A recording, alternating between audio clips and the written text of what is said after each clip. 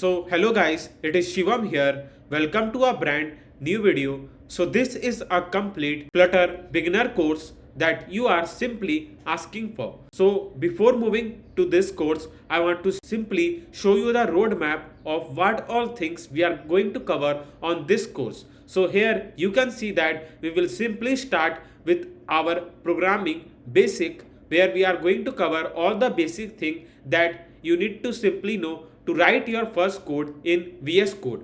Now, after that, we'll simply move to the Flutter widgets, and here we are going to cover all the important widgets that will simply help you to make your first Flutter app. Now, after that, we'll simply help you to make your first app by using a Flutter with a simple widgets, and you will simply get to know how to use the widgets to make a awesome app. Now after doing this, we'll simply move to our last point, which is an e-commerce app. So in the e-commerce app, I am going to make a complete app from the scratch for you all, and by following that you will get to know a lots of things regarding a Flutter, and you will add some apps to your resume. So in the programming basics, we are going to cover a data type, variable, different type of operators, if else condition, while loop, for loop, list, map, functions, and many more. So let's get started with this awesome complete Flutter beginner course for you all. So now let's move to our first section, which is a program basics. So in this section, I'm going to cover each and everything that we need to simply code in the Dart code. So if you are new to this programming world, so do not need to worry, because I will simply tell you the each basic things that we need to simply code in the VS Code to make your first Flutter app. Yeah. So first I'm going to tell you about a variable. Now you will think that what a variable is. So when you need to simply store a data, you need a variable, right? So for an example, if I want to simply store my name, which is a Shivam Gupta, I need a variable. So here I will simply write name is equals to, and we'll use double inverted comma, and we'll simply write my name, which is Shivam Gupta. Yeah. Now here you can see that I have used a variable name. This is indicate as a variable. Now I just can't write a variable just like this to store a data. We need to simply use some of the data types to indicate what this variable is. So this variable is simply indicated in a double inverted comma. So you know that the common data type we need to simply use to indicate this double inverted comma is a string. Yeah. So as you can see that after writing a string, we can use a variable name, and I can simply store my name, which is a Shivam Gupta. So anything that is under a double inverted comma, it simply acts as a string. So this is a first data type, and how to use a variable with an data type, right? So now I want to simply print my name. So I need to use a print function to simply print my name. So here I will use a print function to simply print my name, and I will simply write like a Shivam Gupta, and I need to simply print this name. Now you will see that I have indicated in the double inverted comma, because now it's going to act as a string, right? And I can use this exact name in the print function. Now if I will remove this double inverted comma, then it will simply throw the error, because now it can't act as a string. So if you are learning the code for the first time, you can simply make a rough note to get an idea how really the code works. So something that indicated in the double inverted comma will act as a string. Now I can use this print function to simply print my string, right? Now let's run this code. As you can see that the output we get over here is a Shivam Gupta that we have simply stored in our print function. So this is how also a print function work. Now you will think that what the use of variable.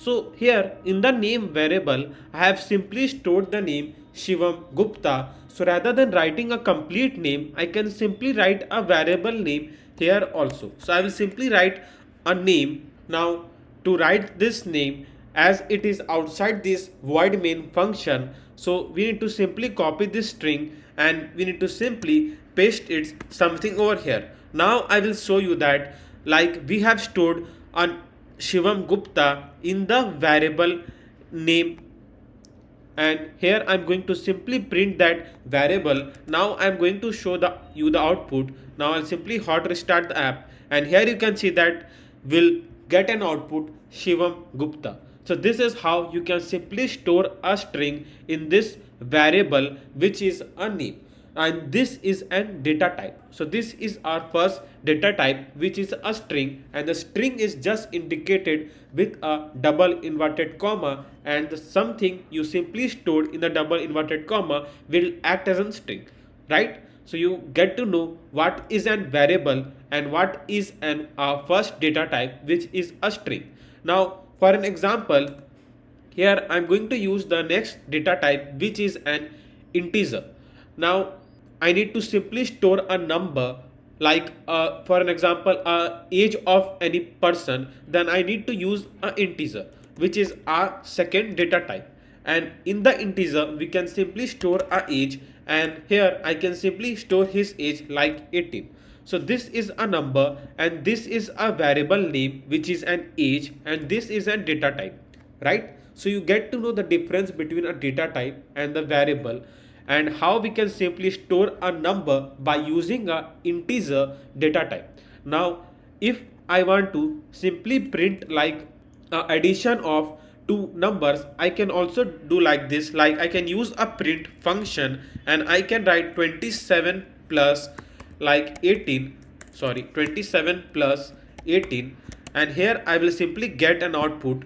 So let me hot restart it again, and here you can see the output, which is in 45. So this is how we can simply directly store a number and can show the addition by using a print function. Now you will think that what is an use of variable then?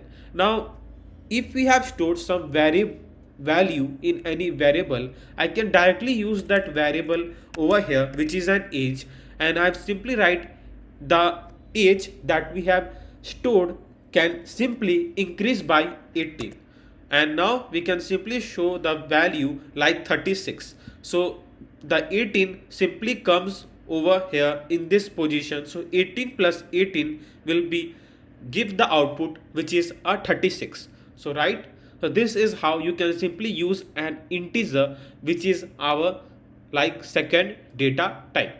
Now let's move forward with our third data type. So for an example, if you want to simply store a currency in like $4 point cents or like 3 rupees dot paisa, so you can do that by using a double. So I will use a double and will can simply set a price of any product by using a double. So I will write a double and will now create a variable name, which is a price, and now we can tell the variable price that it going to act as a double, and now I can simply store a value like for like $3.05, and this is how we can simply store a value in the form of point by using a double data type. So this is our third data type. Now again I can use a print function to simply print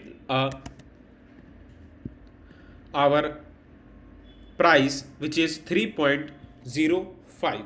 Yeah, so now let's move to our fourth data type, which is a bool, and through the bool we can simply store like if this user is a beginner or not. So here I will write is beginner, so I will write beginner is equals to true, and will simply store a true in our variable, which is beginner, and now I can simply print a bool and we can write a variable name, which is beginner. Yeah, so this is how you can simply use a print function and I have told you about a basic data types like string, integer, double and a boolean character. And as I have told you that a variable is something where we can simply store a value, and by just passing the data type we can tell that variable like how it's going to work. Like, yeah, so this is a difference between a data type and a variable. I think so this is now much clear for you how to use a data type and what is an variable. Now let's move to our second section of this programming basics, which is a basic math operators. So I'm going to teach you now the basic math operators that we are usually going to use in our Dart code. So for an example, if I want to simply show the addition of two numbers, I'm going to use the operator which is known as an addition. So here I will write 2 plus plus and will write 2, and it will simply give me the value which is a 4.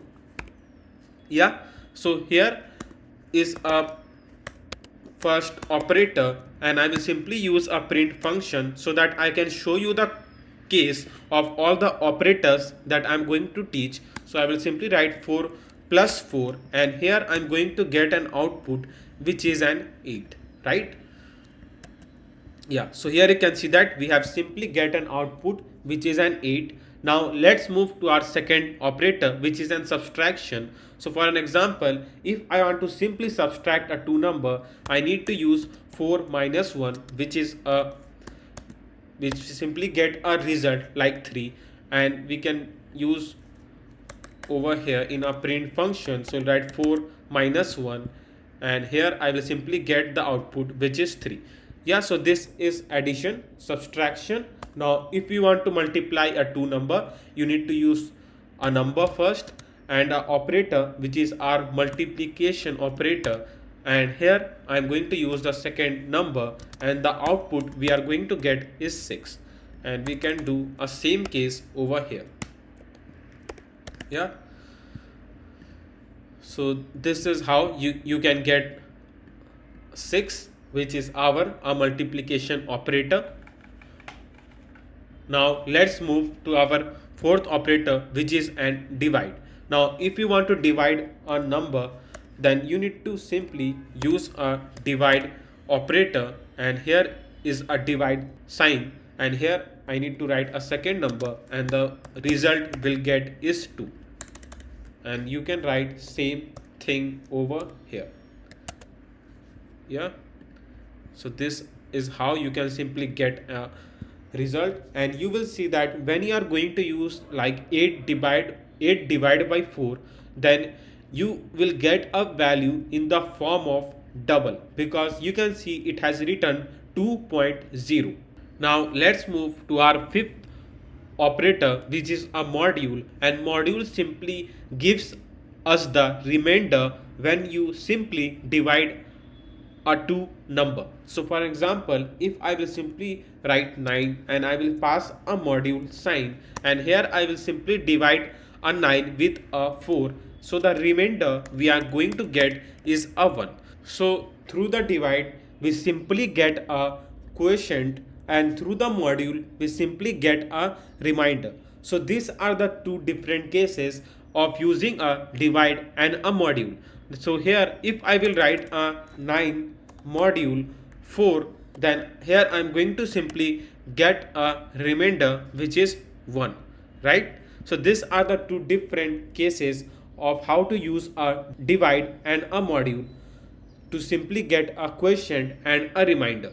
So these are the some basic math operator, which is a addition, subtraction, multiplication, divide and a module. So this is how you can simply use this basic 5 math operators in the Dart code to make your code really effective. Now let's move to our third section of this programming basics, comparison operators. So the word comparison itself says that it simply compare two values, right? Now usually these comparison operators are used in if else condition, but I will tell you what really if else condition and how we can simply use a comparison operator there. But let me show you what all types of comparison operators are there. So if we want to simply check that if one number is equals to another number, like if both the number simply match with each other or not. So here we are going to use a comparison operator which is double equals to, and here I will simply pass our first number which is an 5, and here I am going to use a second number which is a 5, and now we can simply check that if this two number is equal. So here we don't need to use a single equals to, we need to use a double equals to, because as I've told you before, as a single equals to will simply help us to assign a value, not it will not help us to compare the two values. Now if you will use a double equals to, it will simply help us to compare our two values. Now the result we are going to get over here which is a true. Yeah, so this is how we can simply compare the two values, and we usually tell this operators as equals to. So we'll write equals to, equals to, you can say equals to. And here now let's move to the second operator which is not equal to. Now if you want a case like to check if first number should not be equals to another number, now the sign we are going to use, like here, to exclamation mark equals to, and here I am going to write a second number which is 3. So here I will simply write like not equals to. So I will write not equals to. Yeah, so let me make it capital. So I will write true. Yeah, now here comes our third comparison operator which is a greater than. So as the word says greater than, so you need to simply use like a two number and just pass like if this number is greater than the second number. So I will pass 3 is greater than 2, then the result we are going to get is a true. Yeah, so this is our third operator which is a greater than. Yeah, now let's move to the our fourth operator which is a less than. So we need to simply use the sign of less than, and here the value we are going to get is true, and we'll simply write a less than. So this is our fourth operator, you can say, which is a less than. Now if you want to check like if there is a two number should be greater than or it should be equals to, like, so it going to work like an or. So let me show what I'm telling about. So for an example, if I'll write 5 should be greater than or equals to, I'm telling here greater than or equals to. Yeah, so here you will see that 5 is greater than 5, no, but I am telling greater than or. So here I have used a word or. So now I will check that if 5 is equals to 5, yes, then here the value we are going to get is not a value. So the result here we are going to get is a true, right? So it simply says that greater or equals to. So this word or give a main impact on this operator, like if the greater statement will be false, then it's going to check that if that two number are simply equals to or not.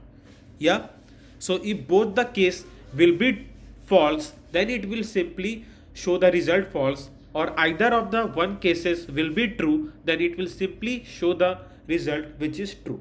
Yeah, now there is just a reverse case of this operator. Here I will simply write 4 is less than or equals to, and here I am going to pass 3. So the result I am going to get will also be true, because though it is not equal, like this number is not equals to this number, but 4 is simply, sorry, here I will write 3 and here I will write 4. Yeah, so 3 is less than 4. So here we'll simply get a value true, and here we'll simply write less than or equal to equals to. Yeah, so this is the like 1 2 3 4 5 6, yeah, 6 comparison operator that we widely use in our Dart code and in the if else condition. Yeah, now I'm telling about if and if else condition again and again, but do not need to worry, I will tell you what if else condition and how we can simply use them in our code. Now let's move to our fourth section of this program basic, which is a logical operators. So here the logical operators that we widely use in our Dart code is first one, which is an AND operator. So the AND operator will simply check that if the two values is true or not. So the both value should be true, then it will simply return true. Now here I'm going to write age, and in this age, now think that this is an variable, and here on this age I'm going to simply store a value like an 18, and here on this operator, logical operator, which is our AND operator, will simply check the two case. So first case that I'm going to write over here, like age should be greater than 20. So this is our first case, and here now I'm going to write a second case, which is age should be less than 20. Yeah, so this is our second case, and here I'm going to simply write 16 over here. So this is our first case, like age should be greater than 16 and age should be less than 20. Now if we need to simply check that if this both the case are true or not. Now to check this both these cases, I need to simply use like AND operator, and here we can simply indicate a AND operator, and AND operator will simply check that if these two cases are true or not. So if, as you can see, 18 is greater than 16, yes, and 18 is less than 20, yes, so the both case are true, then here the result we are going to get, which is a simply true. Yeah, so this is how we can simply use a AND operator to simply check the two cases. Now here comes our next operator in our logical operator, which is OR operator. So as I've told you before in the comparison operator, the use of OR operator, but that was just for an, like if you use a greater than or equals to. But how if you want to simply check that if any of these two cases is true or not? Yeah, so let me show you what I am telling about. So here I will simply write age should be like less than 16, and here I am going to write a second case, which is like age should be less than 20. Now you will think that this statement or condition is false. Yes, you are right, because 18 is not less than 16 and this statement is true. But if we want to simply check that if any of these two statement or condition is true or not, so in this case you need to simply use this operator, which is an OR operator, and now OR operator will simply check that if any of these two cases are true or not, and here this case is true rather than this statement is false, then here I am going to simply get a result which is untrue. So this is how the OR operators going to work. So let me show you this case in a print function. So here I will simply write a print. Yeah, now I need to simply store a value first, so I will use a int. So I will use a int age, and here I'm going to store a value 18, and here I'm going to use this exact case and will simply print it over here, and now I'm going to check that what result we get. So here you can see that as I've told you, we will simply get a result which is true, and you can pass a same thing over here and you can check the output. So the output we again get is true. So this is how the two common logical operators we widely use to simply check the two condition we pass. Now let's move to our fifth section of this program basic, which is a condition statement. So in this condition statement, I'm going to teach you about a if else condition. So as I've talked about if else condition many times before, so now I will teach you how the if else condition going to work and how it is one of the most important condition that we widely used in all our Dart code. Now here, to write a if else condition, first I'm going to create a integer. So here I'm simply going to write a data type which is an integer, and age a variable, and will simply store a value which is an 18. Now I'm going to simply check that if the users that who are using this app is above 18 or not. Yeah. So here the first user age is 18, then I will simply check that by using a if else condition. So we'll write if age, which is our variable name, and I will simply write age over here, and here I'm going to use the what our comparison operator, which is like greater than or equals to, because if he is 18 or above 18, then we need to simply show that print, will use a print function to simply show yes, he qualify to use this app. Yeah. So this is how we can simply check that if the user is 18 or above 18. So what this operator we call, I think so you can remind what this operator we call. Yeah, if you are telling it is greater than or equals to, then you are right. So this is a comparison operator which is named as greater than or equal to, and here we will simply check that the user age should be greater than or equals to 18.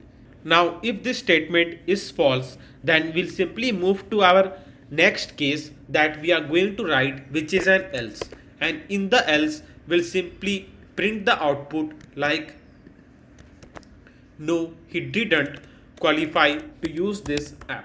So we'll write no, he didn't qualify to use this app. Yeah. So let me show you the output first. So as you can see, our age is set up to 18. So 18 is not greater than 18, but it is equals to. So here it will simply check that 18 is equals to 18. So that's why we simply get an output yes, he qualified to use this app. Yeah. Now if I will simply change it to 16, now what output we will get? Now if you are thinking that we'll get output no, he didn't qualify to use this app, then you are right, because if statement will simply get false and it will simply move to the else case and it will simply print this output. So this is how if else condition work. Now here I have written one case. So like if you are making an app for Shivam amusement park, though I don't have any amusement park, so I'm just taking an example, like the amusement park is named Shivam amusement park, then the eligibility for the each age is will be shown in the app like this. Like if a children is below 13, then they are simply eligible for the children activity, and if the children is above 13, then they are just eligible for the ground rides, and if they are above 18, then they eligible for the water rides. So these are the some eligibility case that we need to simply show in our app, yeah, that we are making for this amusement park. Now to show this case, we need to simply use a if else condition. Now let me show you how we can simply use a if else condition to show this eligibility case. So for an example, if the age of a respective user that simply signs up in the app is of, like, let's keep the age of 20, yeah, and we'll simply use a int data type to simply store a value of a age which is 20. Now we'll check that if this user like, so let's take a name like Suresh, whose age is 20, and he is simply eligible for which of these activities. Yeah, so here to check that I will use a if else condition, and will simply check that if Suresh age is greater than 13. Yeah, so basically we don't know his age, so he will simply input his age in the app. So we'll simply check that if the Suresh age is greater than 18, not 13, sorry, if greater than 18, then we'll simply print like yes, he is eligible for water right.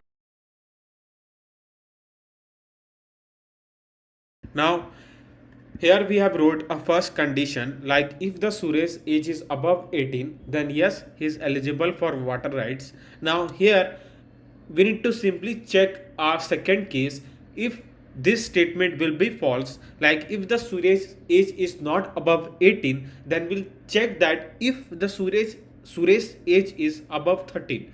Now to check the another condition, here I'm going to use a else if, and in the else if condition we'll simply check that if the Suresh age is above 13, and here we'll simply print the condition yes, he is eligible for ground rights.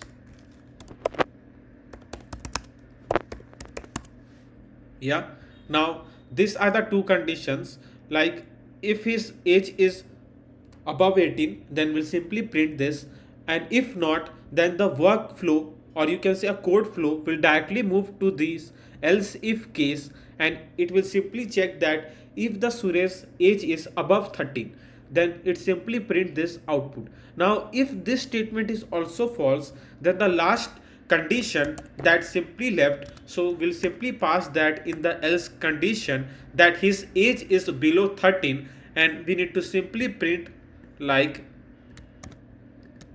he is eligible for children activity.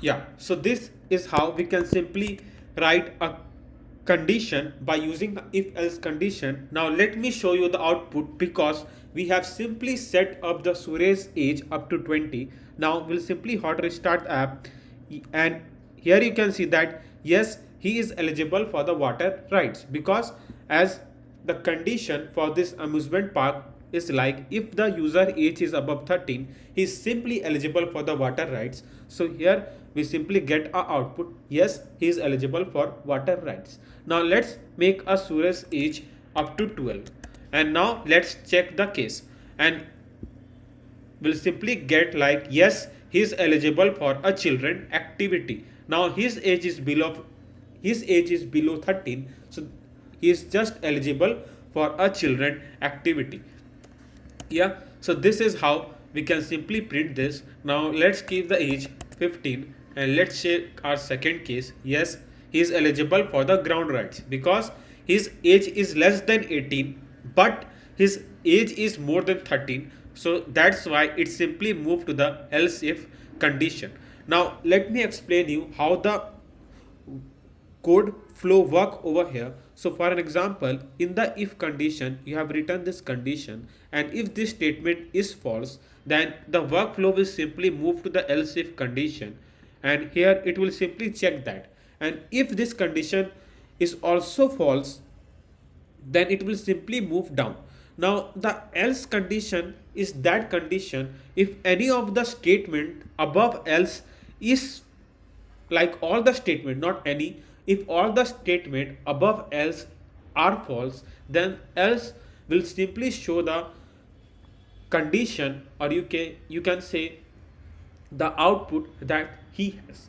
Yeah, now I think so you are much clear of how to use a if else, and how to simply make your coding really awesome by using a if else condition.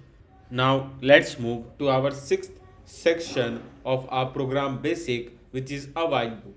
Now I have taught you about a if else condition. So the if else condition work in a one flow, but if you want to simply print a series of a number, you need to simply run the code again and again. So while loop itself says that it is a loop, so it keep on running again and again until the condition is false. So this loop is very necessary for us to simply print some of the series. Yeah, so let's move and write a code for our while loop. So here I will simply write a while, and in the while loop I'm going to simply print the series of a number from 1 to 10. So here I'm going to use a integer I. So here first I'm going to write an integer, and will simply use a integer data type and a variable which is I, and in the I am simply going to store a value which is 1.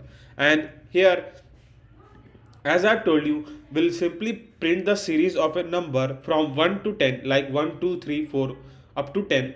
Then, so once the I reaches to 10, we need to simply close that while loop. So here I will simply write a while, and will say that in the condition. So here in the condition we need to simply write I should be less than or equals to 10, because we need to simply print up to 10. Now here I need to simply use a print function so that I can show you what all numbers that we are getting in the I. Now we need to simply increase the value of I by 1. So here I will simply write I is equals to I plus 1. Now this will simply increase the I value to 2, 3, 4 like this. Now if you don't want to write like this, you can also write like this in a short form. It will also increase the value by 1, I plus plus. You just need to write I plus plus. Yeah, so I will simply write I plus plus over here to simply increment the value by 1. Yeah, now let's test this case. So I'll simply hot restart the here app again, and now you can see the value which is 1, 2, 3, 4, 5, 6, 7, 8, 9, 10. So let me explain how this while loop works. So for an example, if the I value is 1, like we have set the I value 1, so 1 is less than equals to 10, yes, then it will simply move over here and it will first print the value of I which is 1. Now it going to simply increase the value by 1, and now I is equals to 2. Yeah, now as I've told you, this is a while loop, so the loop will work something like this, and now this function will go over here, or you can say the flow of the code will go something over here. Now 2 is less than equals to 10, yes, then it will simply print the I to 2. Now it will again increase the value to 3, so it will go up to 10. Now once the value is 10, it will simply go over here. 10 is less than equals to 10, less than or equals to 10. So it is not less than, but it is equals to 10. So that's why it has simply print the value up to 10. Now when it will be 11, then 11 is not less than 10 nor it is equals to 10. So that's why it simply closed the program when this condition is false. So this is how the while loop works. Now here comes one more thing in the while loop, which is a break statement. Now the break statement itself says that it simply break the statement when the condition will be true. So for an example, if I want to simply print the number up to 5, yeah, so what I'm going to do, I will leave the condition as it is. I will not make any changes on this condition. I will simply say that if I is equals to 5, then I will simply break a statement, and I will simply break this loop by using a break statement. Now let's test this and let's see what output we'll get. So as I've told you, 1, 2, 3, 4, 5, because as soon as the I value will be 5, 5 is equals to 5, yes, then once the if condition will be true, it will simply call a break statement, and break statement will simply tell the while loop to stop. You can't move it from here. So it simply shows a red signal that this loop can't move from here, and we need to simply stop it over here. So this is how the while loop works. Now there is just opposite of while loop, which is a continue. As you can see that after writing like this, I have simply get this output here. Now let me explain you what the difference between a continue and a break statement. So as you can see that if I have written in the if condition, as you can see I is equals to 5, and in I equals to 5 I have simply passed like a continue statement. Now the continue statement will simply skip the process, like for an example, as let's start from the beginning. So I is equals to 1, so I 1 is less than equals to 10, yes. So here it simply shows I plus plus, and 2 is not equals to 5, yeah. So this statement will be false and it will simply print I. So that's why you are seeing 2 here. Now 3 4, now when the I will be 5 by using I plus plus, then 5 is equals to 5, yeah. Now once the statement is true, then it will simply call this continue statement. Now this continue statement will simply skip the process that he have after this if condition. That's why you can see that 2 3 4, and once it I was 5, it simply skip the process and it doesn't reach till print, and that's why the execution simply move from here to here. And now 5 is less than equals to 10, yes. Then 5 I plus plus, I is equals to 6, and that's why this condition will be false, and that's why you simply see a 6 over here, not 5.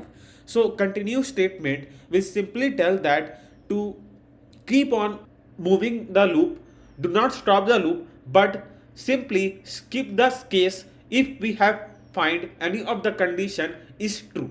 I think so. Now you get a big difference between a break statement and a continue statement.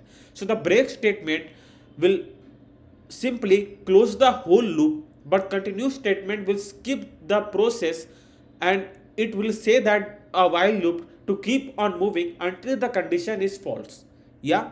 So this is a big difference between a break statement and a continue statement.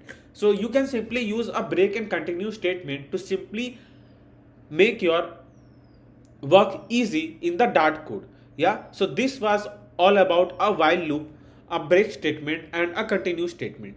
In this seventh section I have simply wrote our second loop, which is a for loop. So in the for loop you don't need to pass a variable outside the condition. Let me show you what all I'm talking about. So let's remove this while loop, and here I will simply create a thing for a for loop. So to handle a for loop I just need to write a for, and here I will simply give a variable inside a for loop. Though you know that in the while loop we simply pass a variable outside a while loop, but in the for loop we'll simply pass a variable inside the for loop. So I will simply write a data type int I is equals to 0, and here next I'm going to simply pass a condition I should be less than 10.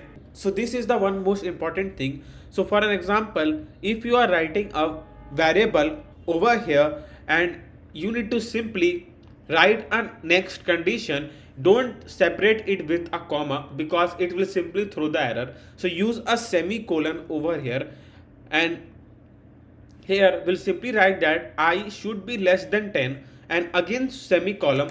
Now we can simply pass a increment operator over here. So I will simply use I plus plus, yeah, something like this. Now I can use a bracket, and now I can simply print I.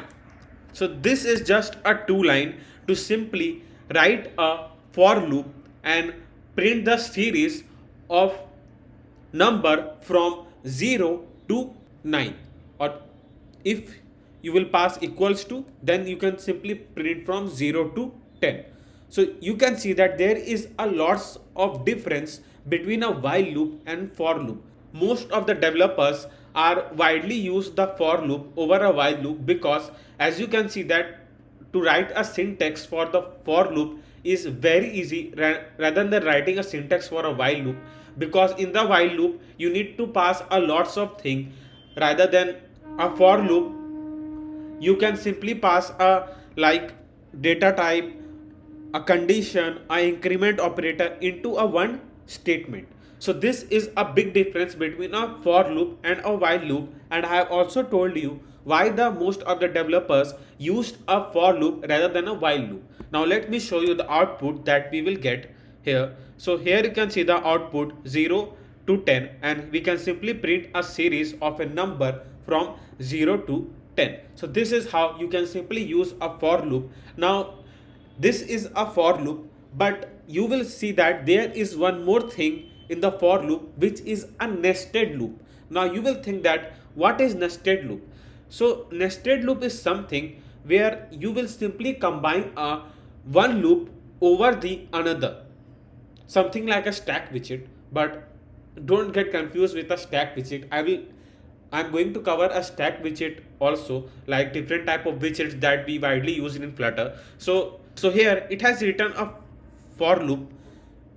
Now inside this for loop, I'm going to write a second for loop, which is for int y equals to 0, and we'll simply write y, and here I will print a number up to 2, and we'll simply write y. Sorry, why I'm writing comma. So this is a mistake that you can make, though I have already made a mistake, but simply make sure that when you are writing this all the things, simply separate it with a semicolon rather than a comma. So here we have passed a data type, or you can say a variable, and a condition. Now I can simply pass an increment operator, and here inside this for loop I am going to simply print both I and y, something like this. Now we can simply print I and y. So let me show you the output first, then I am going to explain how the nested loop works. Not loop, yeah, nested for loop works. So now I'll simply hot restart the app again. So this is the output over here. I think so that will be very difficult for you to understand, so let me make it simple for you to show. So here I will simply use a single inverted comma, and will simply call our I, and then I am going to simply call our y, something like this. Now through the dollar sign it will simply call the value that have been stored in I, and through the dollar y I can simply call a value that have been stored in the y. Now let hot restart the app here again. Now I can simply show you the value. So here you can see that the first output is 0 0. So for example, if I is 0, y is 0, then it will simply print 0 0. Yeah, now you'll see 0 1. So how it simply shows 0 1 over here? Because the nested loop works something like this. So I value is 0 and y value is 0, then we have got our first output. But now the execution, or you can say a flow, will go something over here. So this loop will be called again rather than this loop, because this, if this loop is completely called, then this loop going to work. If this loop is not complete, then it execution or flow won't go over here. So that's why it simply print 0 0 over here in the first case. Now once the execution or the loop go over here, then y plus plus will simply increase the value of y is equals to 1, and it will simply check that 1 is less than 2, yes, then it will simply print like 0 and 1 over here, as you can see the second output. Now you will see 1 0. Now once it had simply print 0 1, the execution simply go over here, and it will simply do y plus plus. Now the value of y is 2. So 2 is less than 2, no. So once this condition will be false, then the execution will simply move over here, and I value will simply change from 0 to 1, and the same thing happens after this. So you can see the I value is 1, now the y value is 0, now 1 1, and again 2 0 2 1 3 0 3 1 4 0 4 1, and it will go up to 10. So this is how the nested loop works. I hope that it is much clear to how to use a nested loop. and how to simply combine a do loop and simply get a result. So this is how a for loop and nested loop works. Move to the 8th section of this program basic, which is a list. So list is one of the most important thing that we widely use in our Dart code. So for an example, as I've shown you that by using a string data type and any variable name, you can simply store a single string, right? For an example, if I will write a string and a name is equals to, and here I will simply store a my name which is Shivam, right? So here in the name variable I have simply stored one string which is a Shivam. Now here what I'm going to do that is, if I want to store a like 3 to 4 strings in a variable, then how will do that? So here comes a case name which is a list. So a list is something that will simply help us to store a more than one string. So here I will use a list, and here I am going to simply write our variable name which is name1, and here I will simply show you how to store a more than one string in a list. So here I will write a user's name which is Shivam, and second username which is Ayush, a third username, let's keep it Shyam. So these are the three strings that I can simply store in the name1 variable by using a list. So you can see that we can also store a multiple strings by using a list. Now here, if I will tell you that to simply print a first string in this list, so what you will do? So let me show you what you will do. You will simply write a print, and here you will write name1 which is our variable name, and you will use a square bracket to indicate as a list. Now here you are going to simply write a value of the string you want to print. So you will think that, as I told you, I want to simply get a first string in the name1 list, then you will see that like Shivam has asked me the first string of the name1 list. So I will simply write a number 1 over here, and I will simply get a first string. So let me show you the output first. So if you will write a 1 over here, then you are wrong, because it will simply print Ayush over here. Now you will simply scratch your mind and you will think that how it simply print Ayush, because the first string is Shivam. So it won't work as you are thinking, because it simply starts from 0, 1, 2. So if you want to simply print a first string from a list name1, then you need to write 0 rather than 1. And now let me hot restart the app again, and here you can see that I have simply get a value, or you can say a string name which is Shivam. So you can see that in the list the value starts from 0, 1, 2. Yeah, so keep on mind, like when you want to simply print a first string from any list, then you can use like name1 0, because it simply starts from 0. Yeah, I hope that it is much clear. So this was the process to simply print a first string from the name1 list. Now I will simply turn the question and I will ask you the second question. Simply print me the last string from the name1 list. Now if you don't know the list size, for an example, here you can see that 0, 1, 2, you will simply write like name1 like this, and you will simply use a square bracket and you will write 2 to simply print a last string which is a Shyam. It is correct, but if you don't know the size of a list, like it is like 100, 200, 300, but you don't know the list accurate size, so how to print a last string from the name1 list? So you can simply do that. First I need to simply get a name1 length. Like if I will get a name1 length over here, then I can simply get my last string. Now let me first show you the name1 length function will do. So I will simply write my variable name, which is name1, and here I will pass the length, and here I will simply get a output of my name1 list. So let hot restart the app, and here you will get a 3. But you will think that it starts from 0, 1, 2, then why I'm getting the value 3? So name1 length will simply starts the counting from 1, 2, 3, but the code count from 0, 1, 2. So this is a difference between how the name1 length works, dot length function works, and how the coding, or you can say a dart code, simply count a string from a list. I hope that it is much clear. Yeah, now let's come to our main question, like how to simply print a last string from the name1 list. So first I will simply get a length of my string.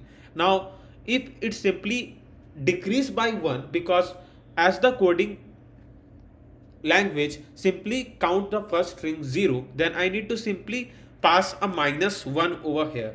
Now here, to get the string from the name1 list, then I need to simply use a square bracket, and I need to pass a variable name, and here I will simply hot restart the app again, and here you can see the output, which is a Shyam.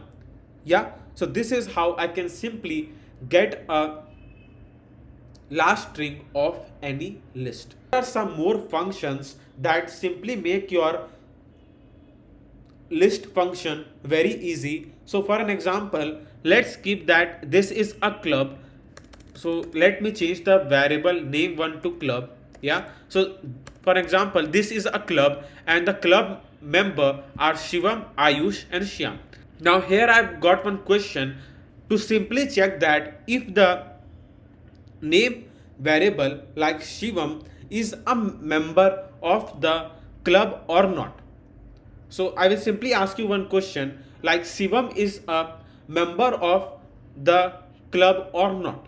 So here you can see all the members that present in the list name club. So to simply search that, I will just write like this, which will be club dot contains, and here I will pass a name.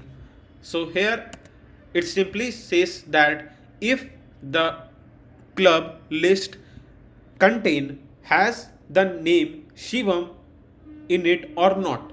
So here you can see true, because as you can see that Shivam is already present in this club list. So this is how you can simply check that if the specific string is present on that list or not. So there are a lot more functions that you can simply use in a list. So for an example, if you want to simply remove a string from a list, then you can use a dot remove function, and you can simply pass a string over here. So if you want to simply remove a Shivam as a member from this club, then you can directly use dot remove function, and it will simply remove that string from a club list. So these are the some functions that simply make your list very easy. Yeah. Now let's move to our ninth section of our program basic, which is a map. Now a map is something that will be very important when you are adding a backend. So for an example, if you are uploading the data to the cloud Firestore, because as I have already made 10 to 12 apps before on this channel, but if you have followed any of these apps before on my channel, then you already know the use of a map. I think so I don't need you to explain how the map is really useful for you all to simply add a backend in your Flutter app. So a map will simply help us to upload a data to the Firestore database, and when you are simply integrating any of the API, a map is also very necessary at that case. So let me explain you what is a map. So map is a combination of key and value pair. Now let me show you what is key and what is then value. So here I will simply write a map. Yeah, and I just write a map and will use a greater than and smaller sign, and here I will simply write a key and value pair. So our key will be in the form of string. So I am writing a string over here. Now once I have written key, now I need to simply write a value. So I need to simply store a value in a dynamic form. Now you will think that what is dynamic? I didn't hear anything about this word which is a dynamic. So let me explain you a dynamic. So dynamic is something where you can simply store a string, integer, boolean character, a double. So that's why it is simply called a dynamic. Now here I have written a string which is our key. Now I need to simply write a value in which form I want to store. So I am simply writing dynamic. Yeah. Now I need to pass our map name. So I will simply write like user info map and here I will use a, you can say, curly braces, and this is our map name. Now I need to simply store the user details in this map.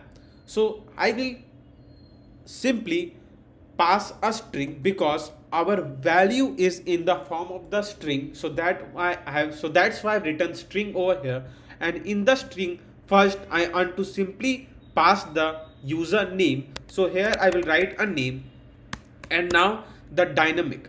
Now in the dynamic, as I've told you, we can store anything like string, integer, double. So that's why I will simply store a string over here which is the username. Let's pass Shivam. Yeah.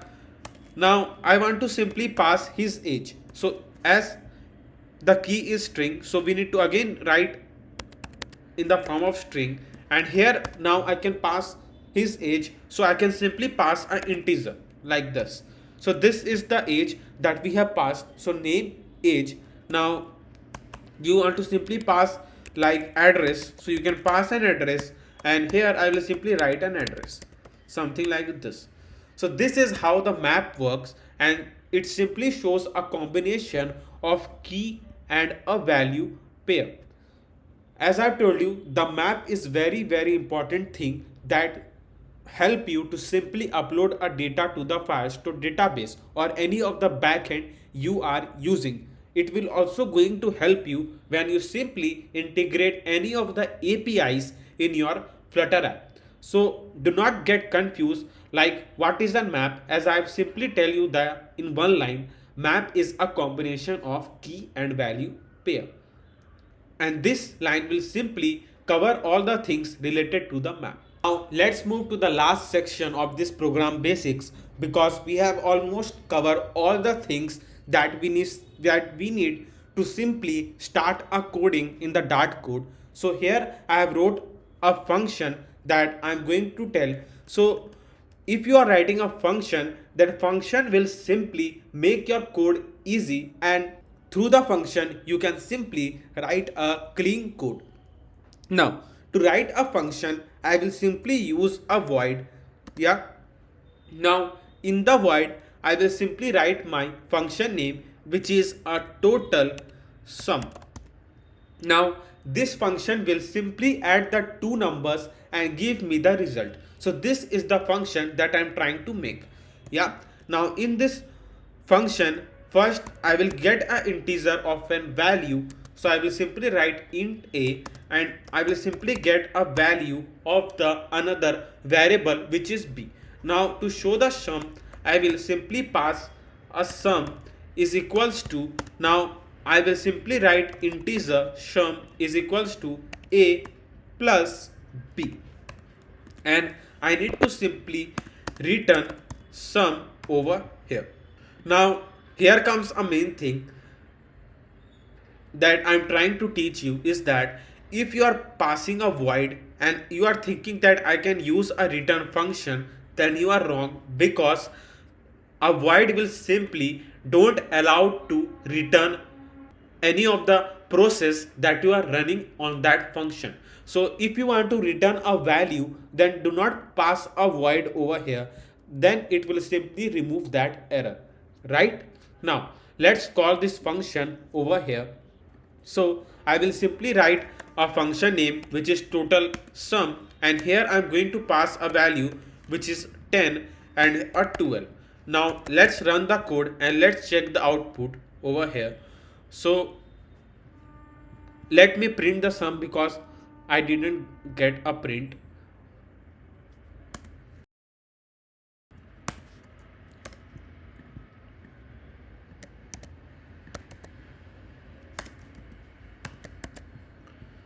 So now let's hot restart the app, and here you can see that we simply get a addition of an 2 value which is 10 plus 12, and it simply return with the value which is a 22. So you can see that how we can simply write a function name which is total sum, and we can simply pass a 2 value and can get a return over here. So this is how simply a function works, and a function will be very necessary when you are going to simply code over here. Let's move to our next part of this Flutter beginner course, which is a widgets. So in my each course, I simply show you how to simply write a code by using these widgets. But in our today's video, I will simply tell you about each widgets that we widely use while making our Flutter app. So as I've told you that this is one of the most important video for you all who are simply making their first app, or if they have any queries regarding a Flutter app, they can simply solve that by watching this complete beginner course that I have made. Yeah, so here I have simply made one dart file which is home.dart, and here we simply import the package. Right now, after this, as you have seen me in any of the courses, like after adding this package, we simply write a stateful widget. Now let me explain you what is stateful widget and what is stateless widget.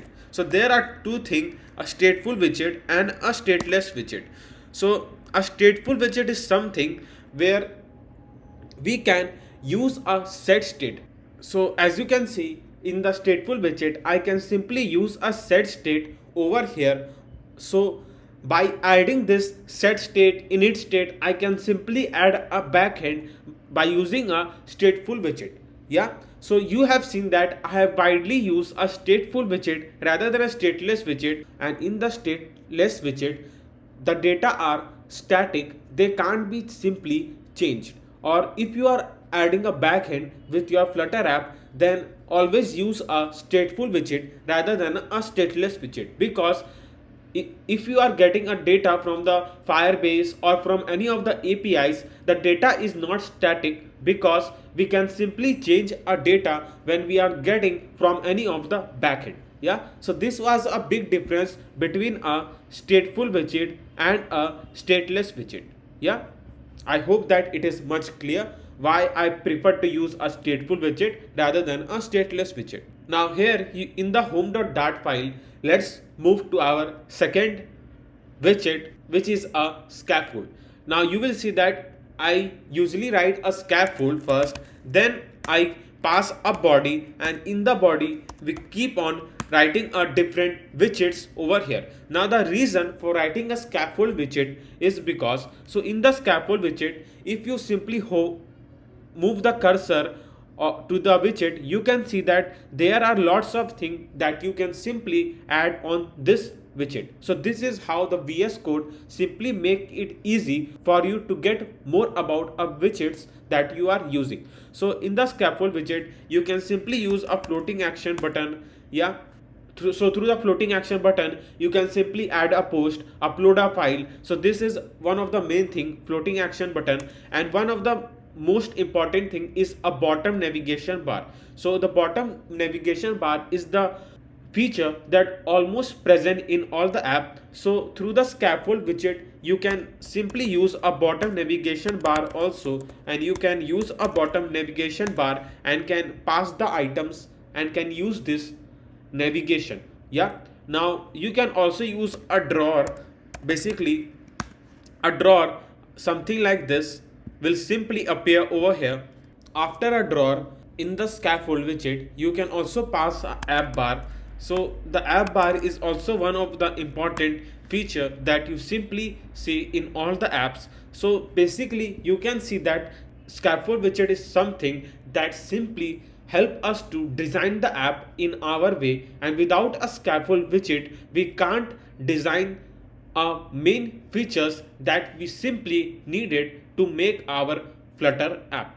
Yeah, so you get to know use of a scaffold widget. Now after writing a scaffold widget, let's move to the body, and in the body we simply write a complete code that we want to show in our mobile device. Right now in the body, after this we'll simply move to the next widget which has a children. Now you will think that what which widget has a children? So widgets are also a parents and they have also a children and a child. So let me explain you which widgets has a children.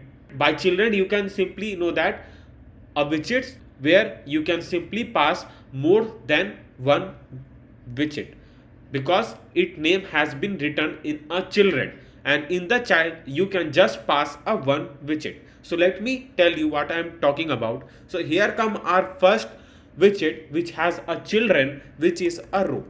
Now in the row you can simply pass a children over here. Now as I have told you, the reason for writing a children is because now in this row widget I can use a multiple widget. So that's why think that row is a parent who has more than one children. So that's why we need to write a children.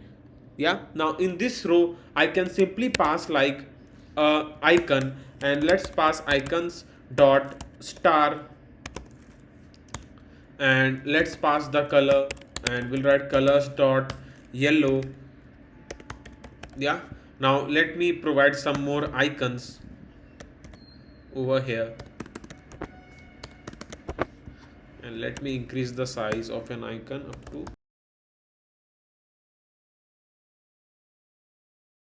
So our app has run successfully, and here you can see a 3 stars that I have simply passed in our row widget, and as I've told you it is a children. So in the children I can simply pass a multiple widgets. So here I have simply passed a icon widgets. So here now you can see this 3 stars.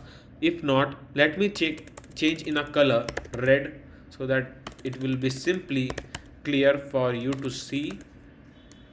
Yeah, so here you can see a 3 stars. Now I have simply wrap up with a center widget. So a center widget will simply help us to center down the widget in a screen. So if I will remove this center widget from here, then the star will simply move over here. Now if I will simply use a center widget, then I can simply center this over here. Now in the row widget, widgets are placed horizontally. So you can see that these are stars which has been placed horizontally. Yeah, so this is much clear now. So now when you will simply move your cursor to the row widget, you can see that what all functions you can simply use in a row widget.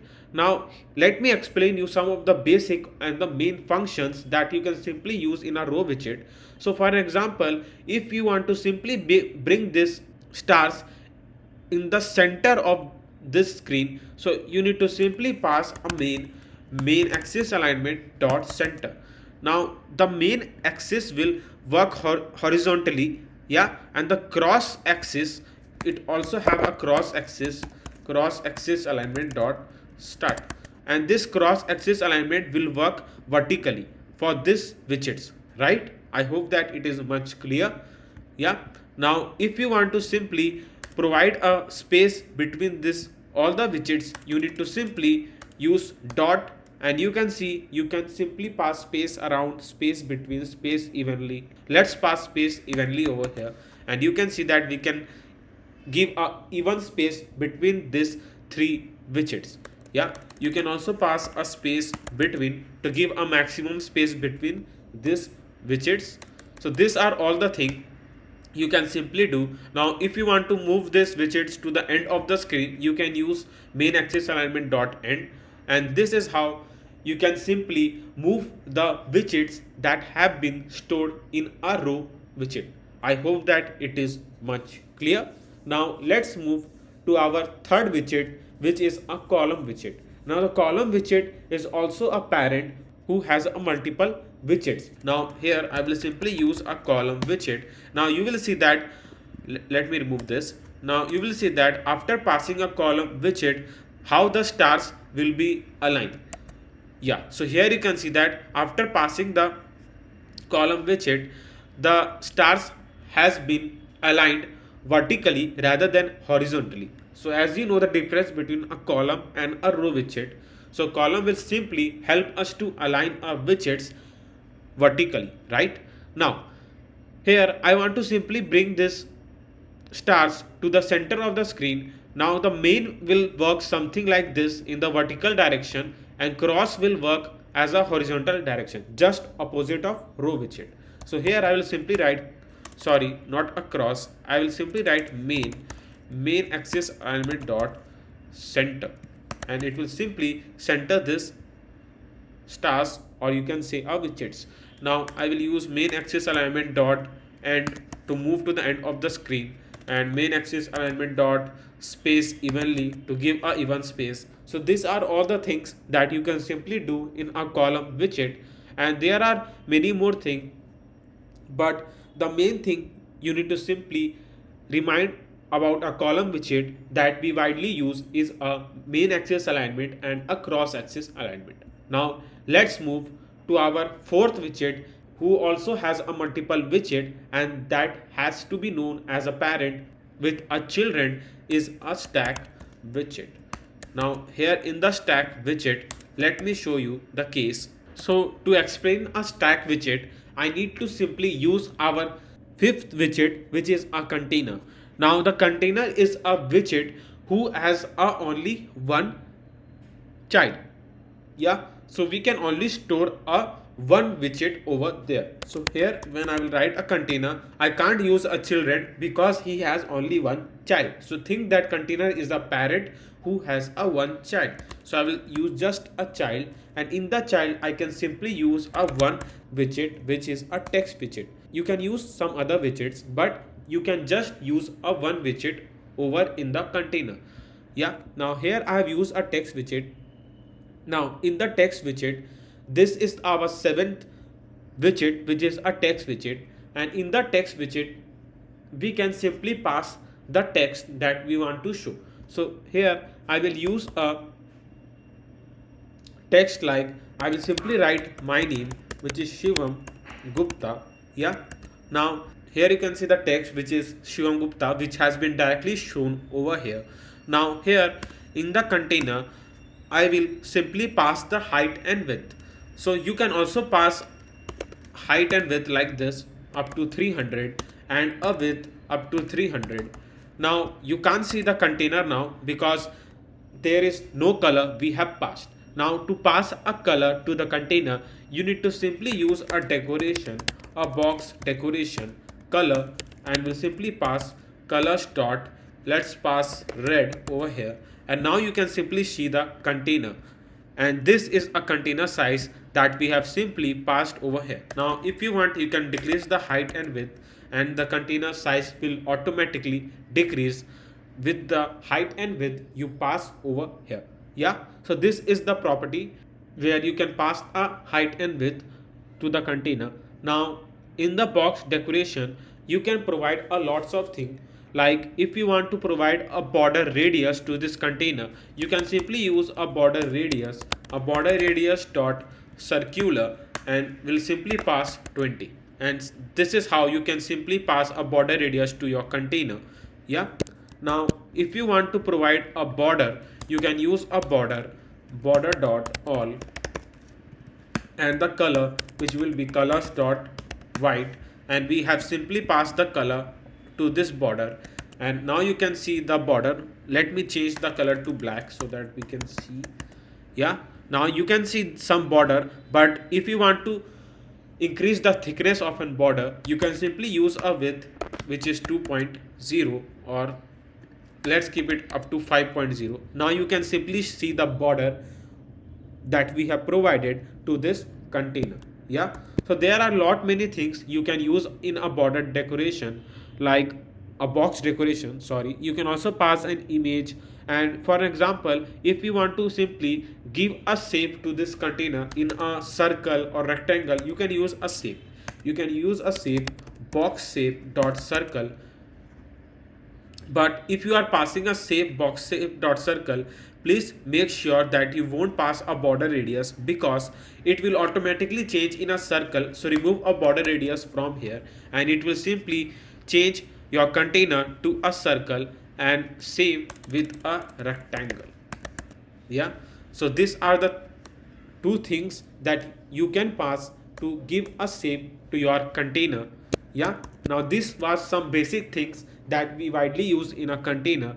Now when you will see in the container, there are many more things, but we have covered a basic thing that we simply need.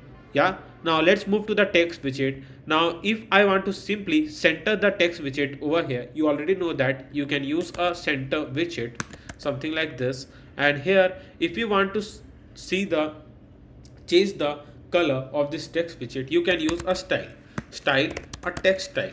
And in the text style, you can pass a color, and we'll pass colors dot white. Now you can pass a font weight also.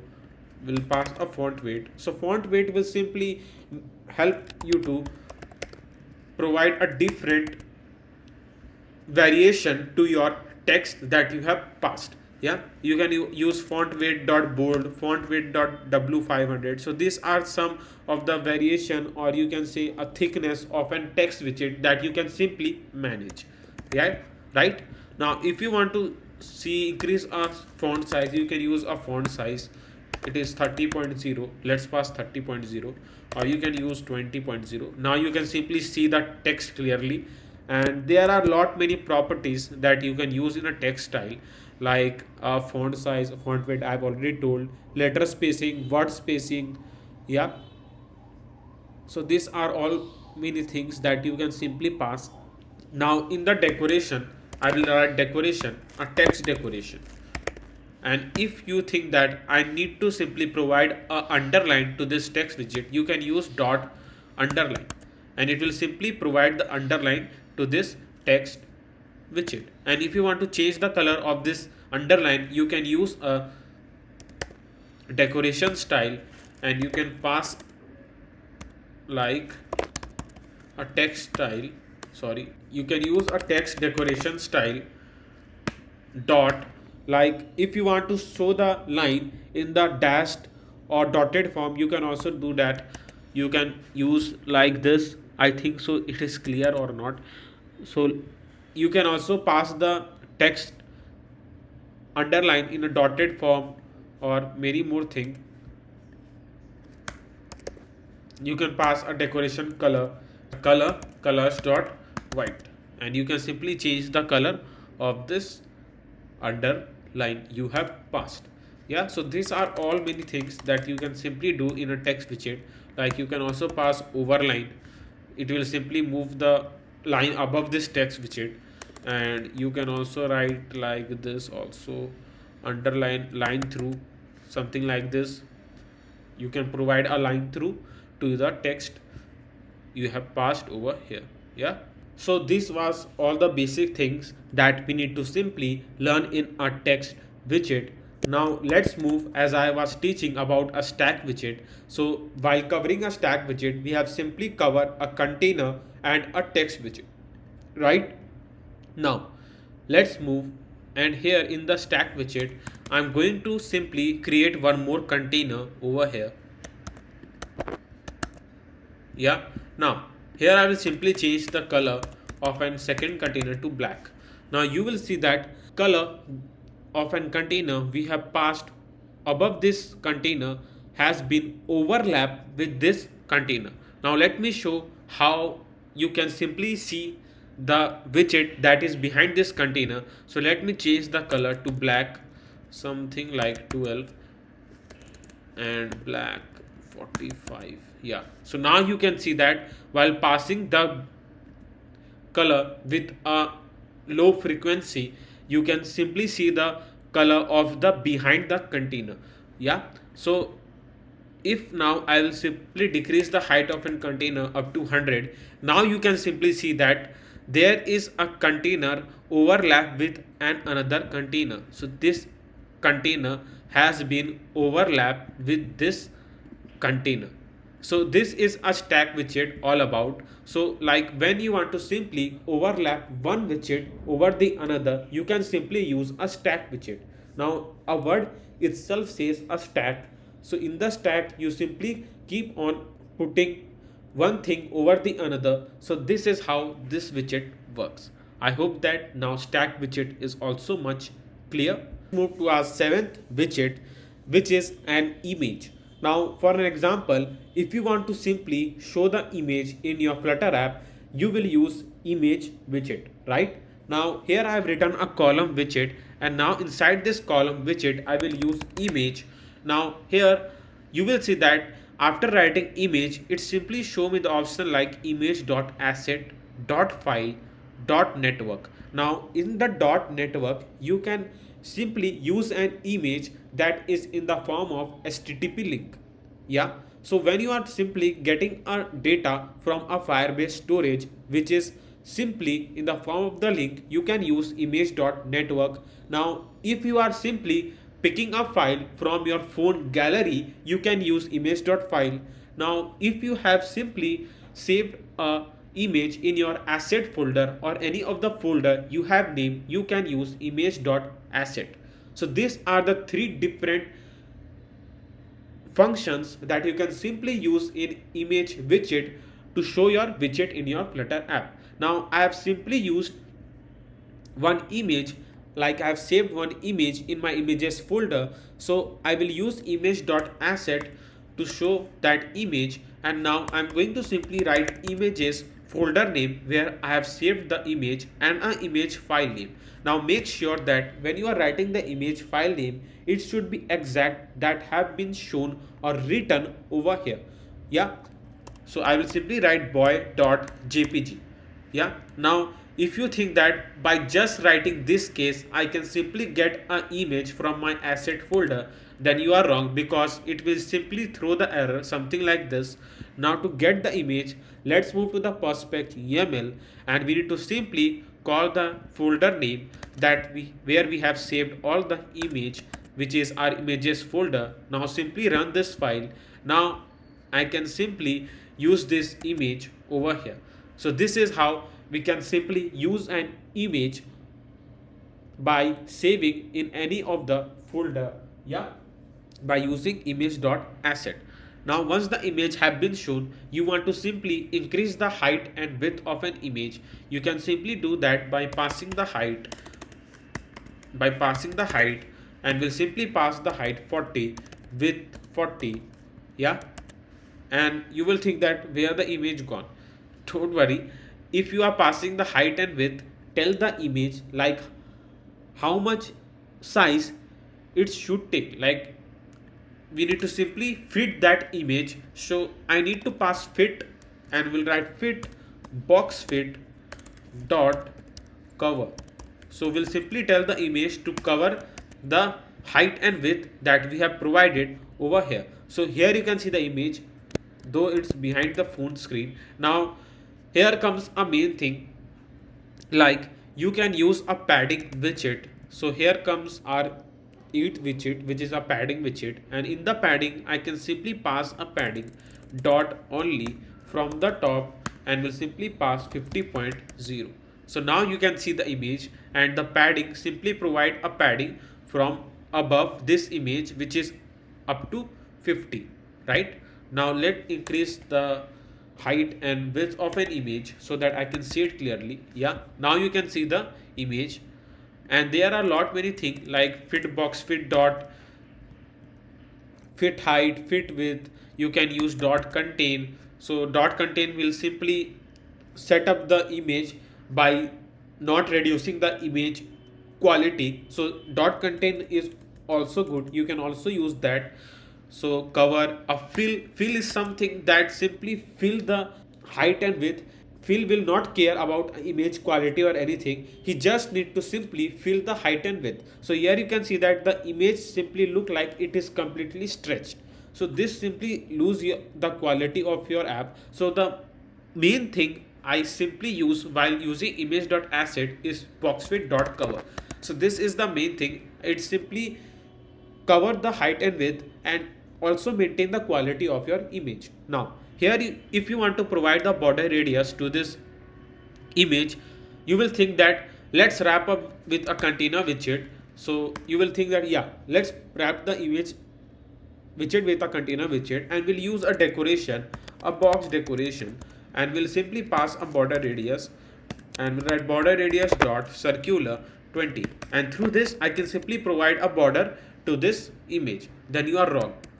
You are wrong. Nothing will work over here because the container can't provide a border radius to the image.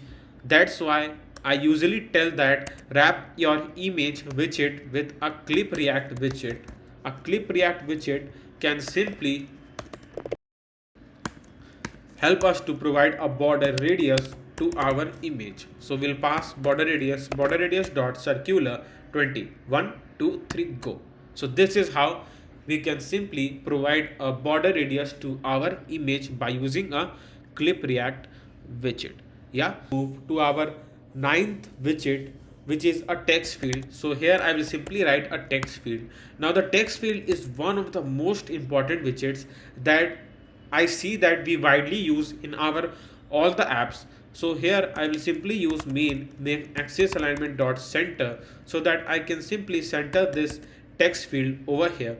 Now I simply wrap up the text field with a container so that I can provide my color and all to the text field, and we can simply design the text field in our way. So we'll simply pass a decoration, a box decoration. Now the color will simply pass colors dot red over here. So here you can see the container and a text field. Now so this is the color I have used so that I can show you how the text field is working. So after passing a text field, you can see that there is a line. Now if you want to simply remove this line over here, you need to simply pass a decoration, input decoration, and you will tell that I don't need this any type of border or nothing. So I will write border input border dot none, and it will simply remove this line from here. Now in this text field I can simply enter any of text like this. So this is how the text fields can simply help us to enter anything over there. Now if you want to simply provide some icon over here or here, you can use a suffix and prefix icon. So like you can use over here a suffix icon, and we'll pass icons dot phone. Sorry, yeah, we'll write icons dot phone. Yeah, so this is how you can provide an icon over here. And if you use a prefix icon, you can provide a icon in a starting position. We'll write mail out. Yeah, so this is how you can simply provide an icon over here or over here, which better suits you. So this other thing. Now in the text field there are many more things, like if you want, like you are writing a password. So you have created one text field where you tell the user to enter a password. Now if the user will enter a password like this, then it won't look like password. Like I need to simply show in the dotted form because it will look like a password. Now to show in the dotted form, I need to simply pass an of secure outside this input decoration of secure text to true, and it simply says that it will secure your text, and by passing this I can simply show the text in a dotted form. Now it's look like a password. Yeah, so this is a thing. Now if you want that the user to simply write a detail over here like up to 4 to 5 lines, you can simply increase the size of a text field by using a max line over here, and will pass 5, and it will simply increase the size of this text field. And now you can simply enter a more than one line in this text field. Yeah, so these are the some unique property that you can use in a text field, and there are many more things like a read only is also a main thing. So for an example, if I will pass read only to true, yeah, now I can't do any changes over here in the text field. So I can simply read and copy this text, but I can't do any changes in the text field. So this is how the text field works, and it has many more things, like you can provide a cursor with, as you can see that there is a cursor simply shows, sorry, why it has taken a screenshot, yeah, sorry, yeah, now you can see that there is a cursor over here. Now you can simply change a cursor width also. So if you want, you can pass a cursor color, like colors dot red. If you want to change the cursor color, you can provide a red, colors dot white. It's up to your choice, like how the cursor color you want it. You can also use a cursor width. Let's pass 2.0 or 8.0. Yeah, so here you can see that I have simply increased a cursor width. Yeah, so these are some important properties that you can simply use them in your app. Yeah, here you can see that I have written a container. Now I'm going to teach you about the widgets that simply make your app highly responsive. Now the here I have used a word responsiveness. Now the responsiveness is one of the most important thing when you are making a Flutter app, because when you will test the app in a multiple devices, you want that the app to be same in all the devices that the user use. Now this is called a responsiveness. So to make a responsive app, we need to use a responsive widgets. So first responsive widget is a expanded widget. Now here you can see the container, but you think that the container should use a complete height of the screen. I don't want to provide a fixed height over here. So it will automatically use a complete height with a widget name expanded. And now it's going to use a complete height of the screen. So this is how the expanded work, and expanded will simply rewrite this height. So it don't care what height you have passed over here. If you simply change it to 100, nothing work, because it simply overlap this height that you have passed in the container, and it simply tells that I will simply use as much height I have for this container widget by using expanded widget. Now if I will simply use a row over here, then the expanded widget will going to work vertically, sorry, horizontally, not vertically, horizontally, because a row simply help us to keep our widgets horizontally. I hope that it is much clear for you. Now here you can see that I have wrote this to container in a column widget. Now if I want that there should be a maximum space between this two container, I don't want that, I will simply use a size box. Now let me explain the size box first. Now if you want to simply provide a space between any widget, you simply use a size box, and through the size box you can simply pass the height like 30.0, 50.0. You can simply pass a space between the two widgets. But if you want that you want a maximum space between these two widgets, then here comes our second responsive widget, which is a spacer. So a spacer will simply give a maximum space between these two widgets, and as you can see that it simply give a maximum space, and this much space is being left after passing this to widget. Yeah, so this is a spacer. Now here comes our third responsive widget, which is a flexible widget. Now the flexible widget, as the word says, it simply provide a flexibility to your widget. So for example, if I will wrap up the container with a flexible widget, and I will simply tell the container to use as much space you want, like I will simply pass fit, and I will tell the flexibility to flex fit dot tight, and use as much space the screen has. So as you can see that after passing the height, the width of an container has been changed automatically, and it is trying to take how much space he can. Yeah, because we have passed some of the width over here. Now if I will simply pass 50 over here, then it will simply increase the width of an container. So it will simply rewrite this container with this flexible widget we have passed. Now if I will simply pass like wrap with widget flexible and will write flexible fit flex fit dot tight, then I will show you what will happen. 1 2 3 go.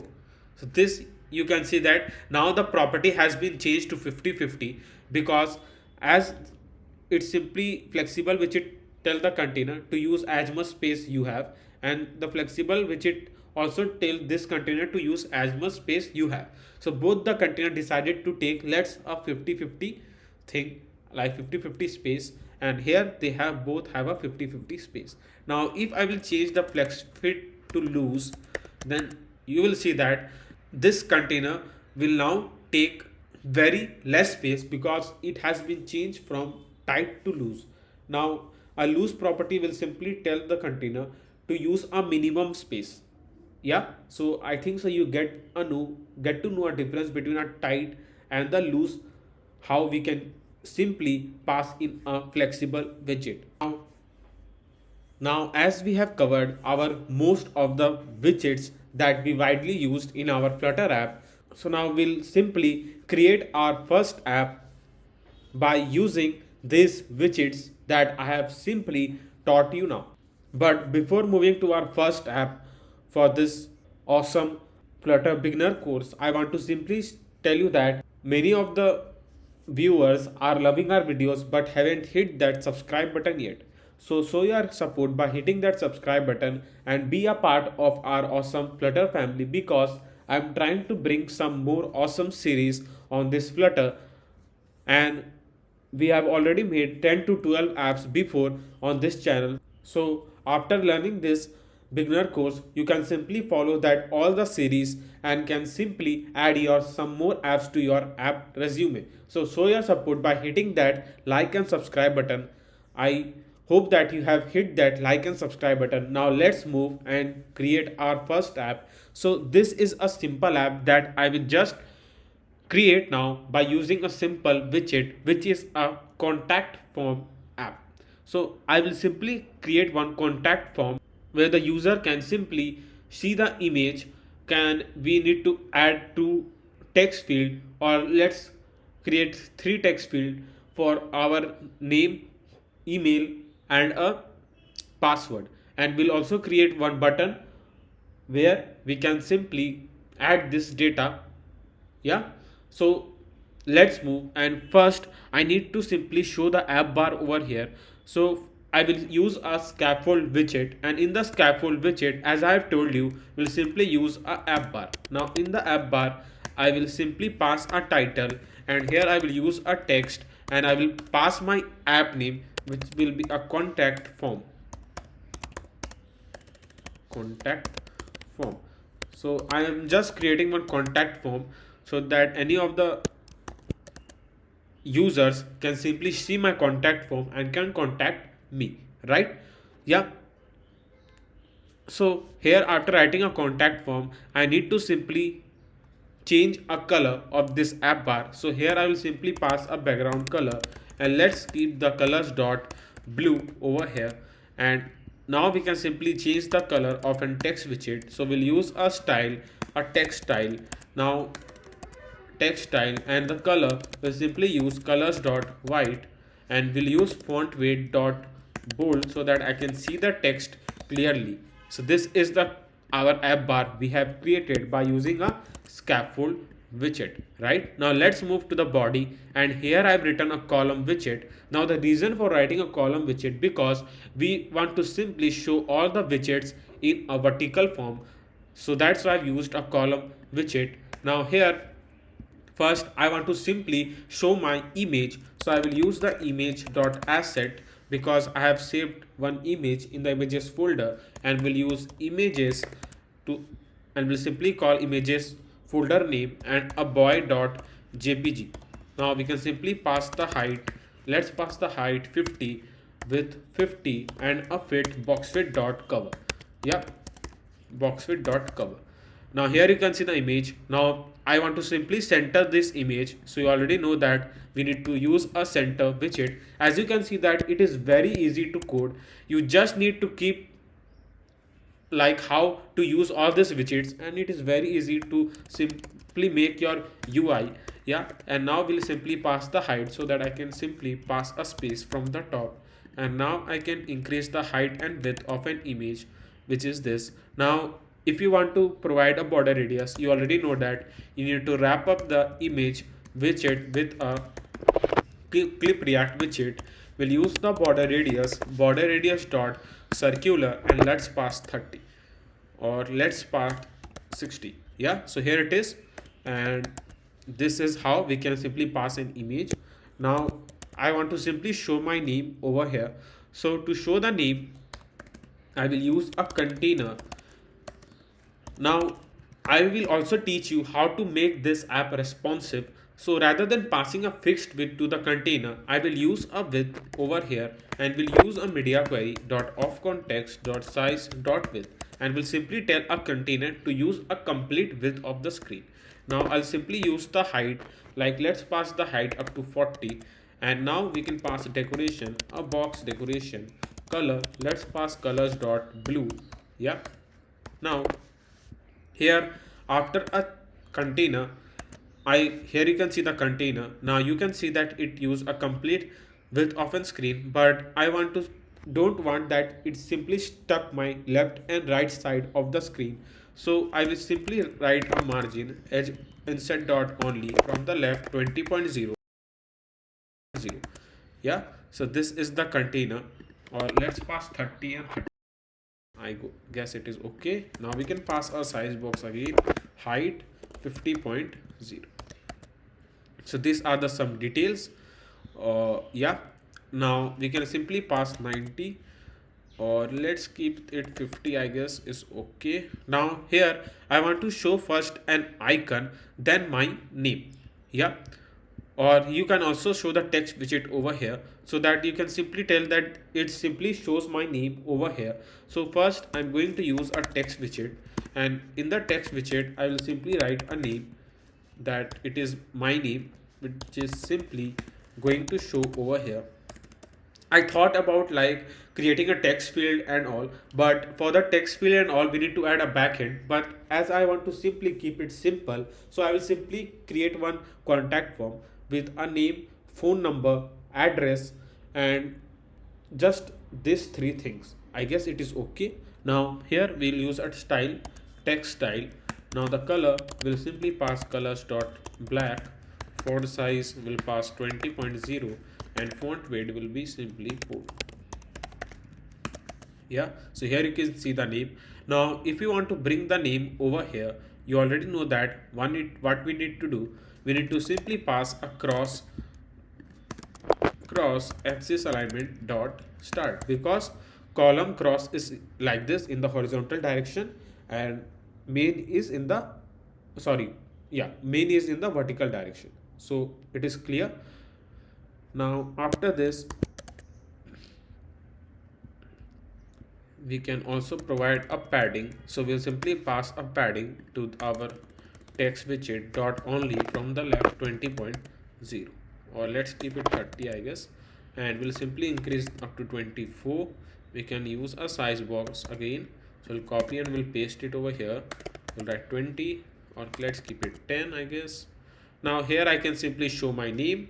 So first, as I have told you, I want to show the icon, so I will use a child row children. Now in the row, because I have used a row because I want to simply show the icon then my name, so two widgets in a horizontal direction, that's why I've simply used an row, and we'll write icons dot, and we'll write person,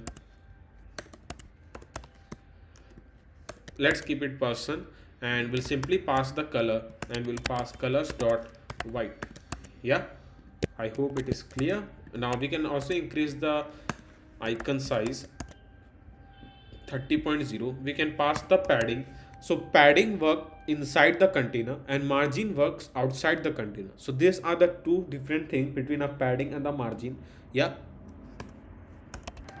we'll use edge insert dot only from the left 20.0, and here you can see that the padding work inside a container as I've told you. Now here I can simply show my name. So to show my name I need a text widget here again. So rather than writing a text widget, I will simply copy and will paste it over here, and I will write my name, which is Shivam Gupta. Yeah, now we can simply pass the color white. Yeah, now I can simply give a space size box width, let's pass 30.0. So here it is, and here you can see the icon and my name. Yeah, now if you want you can provide the border radius to this container. So we'll write border radius dot circular, and let's keep it 20. Yeah, so this is what we have created for our name. Now next I'm thinking that let's show the email. So I'll copy this container and size box here again, and we'll copy this and we'll paste, I think so. Let's copy all this thing and we'll simply paste it over here, and here it is. We'll decrease our height to 30 and we'll rename to email, and here let's remove this email, and here I'm going to show the icon which is mail, and now I will simply write my mail, which is shivam22ckp@gmail.com. Yeah, so this is my mail. But if you are facing this type of an error, like it simply fill the complete thing, you can decrease a font size up to 22, or let's keep it up to 20, I guess. Yeah, it's okay. And if you want you can, I think 30 will be good. Yeah, so now here you can see my email, name, and now a contact number. So we'll copy this and we'll simply paste over here, and here I will simply rename to phone, and we'll simply pass icon dot phone here, and here I will simply pass my contact detail. So I'm passing the random number, don't try to call on this number. Yeah, so it is the random number that I've simply write over here. So this is a contact detail, a email, and the name. So this is the contact form that I have created. Now I can simply share any of the user. I know it is a very basic app, but if you are beginner, then if you are creating all this thing, then you are ready to code for much of the apps now. So before moving to the app, I want to simply show you that how your app will look like and how you are going to code along with me. So here you can see this is the onboarding page, and here I have added some of the graphics in the onboarding page, and here you can see that this is a title of this app, which is discover your food. So this is a graphic image and this is the title, and here I have just added a lorem ipsum text, which is a random text. But if you want you can add some interesting text to make more attracting for the users to use this app. And here you can see a button name next. Now when I tap to this button, we'll directly move to the home page, and here you can see a menu icon, a profile page icon, get your food delivered. So this is a main code of our app that we have simply shown in the home page. And here you can see the all burger, pizza, pasta. So these are the some categories that I have tried to show in this food ordering app, where the user can simply click to this and can choose a specific category of the food item they need to order. Now here just below in the list view, they can simply see the food items like pizza, burger, and here they can see the ingredients and a price of that food item. They can also see top food deals. Here you can see that I have added a curved navigation bar, so that when the user will tap, they can simply move to the different pages like a cart page, order page, profile page. Now when I'll tap to this plus button, here I'll directly move to the food detail page, where you can see a name of a food item, which is pizza, and here you can see that the user can simply select a quantity of the food item they need to order, and here the total price will be shown, and add to cart button. So these are all the things that you are going to learn on this app, and this is a food ordering app that will simply make it from the scratch. So now let's move to the code. So here you can see the main.dart, and here you will see a debug banner at the top right position. So you can simply remove this debug banner by using debug show check mode banner to false. Now here in the leaf folder, I will simply create a new folder name which will be simply pages, and inside the pages folder, first I am going to create a onboarding page, or you can say a landing page. So here I will simply create a new file name which will be simply onboarding.dart, and here first I will simply import the package by using material.dart and will write a stateful widget which will be simply onboarding. Onboarding, something like this. Yeah, so once you have given this dart page name which is onboarding, now we need to simply use the image in the onboarding page as I've shown you in the starting of this video. So you can see that I have created one folder name which is images, and inside the images folder I have saved one image. Now when you want to use the image, when you have saved in the any of the assets folder, like I have named images, then you need to simply go to the perspec.ml file and simply call that file name. So here I will simply call my file name, or you can say folder name, which is an images. Now I can simply use the image file that I have saved in the images folder. Yeah, so let's move to the onboarding again here, and we'll write a scaffold, now a body, a container, a child, a column, and a children, something like this. Now here first I'm going to show the image, which is this image. So as you can see that there is some blue lines appears on each widget, though I tell on my each of the course, like I have made 10 to 12 apps before on this channel, and I have already made full delivery app from the scratch. If you can simply found in my channel. Yeah, so in my each series I tell that to simply remove these blue lines by using a two lines in the analysis options.eml file, something like here in on this file. So let me add these two lines in the rules section so that it will automatically remove that blue lines from there. Yeah, so here you can see that I have added these two lines.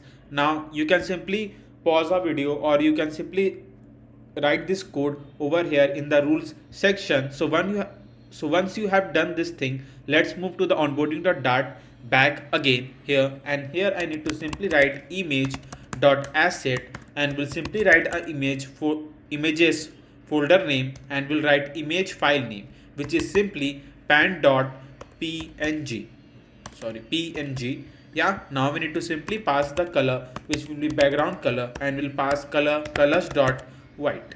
So let me call this page so that I can show you what all code I am writing here.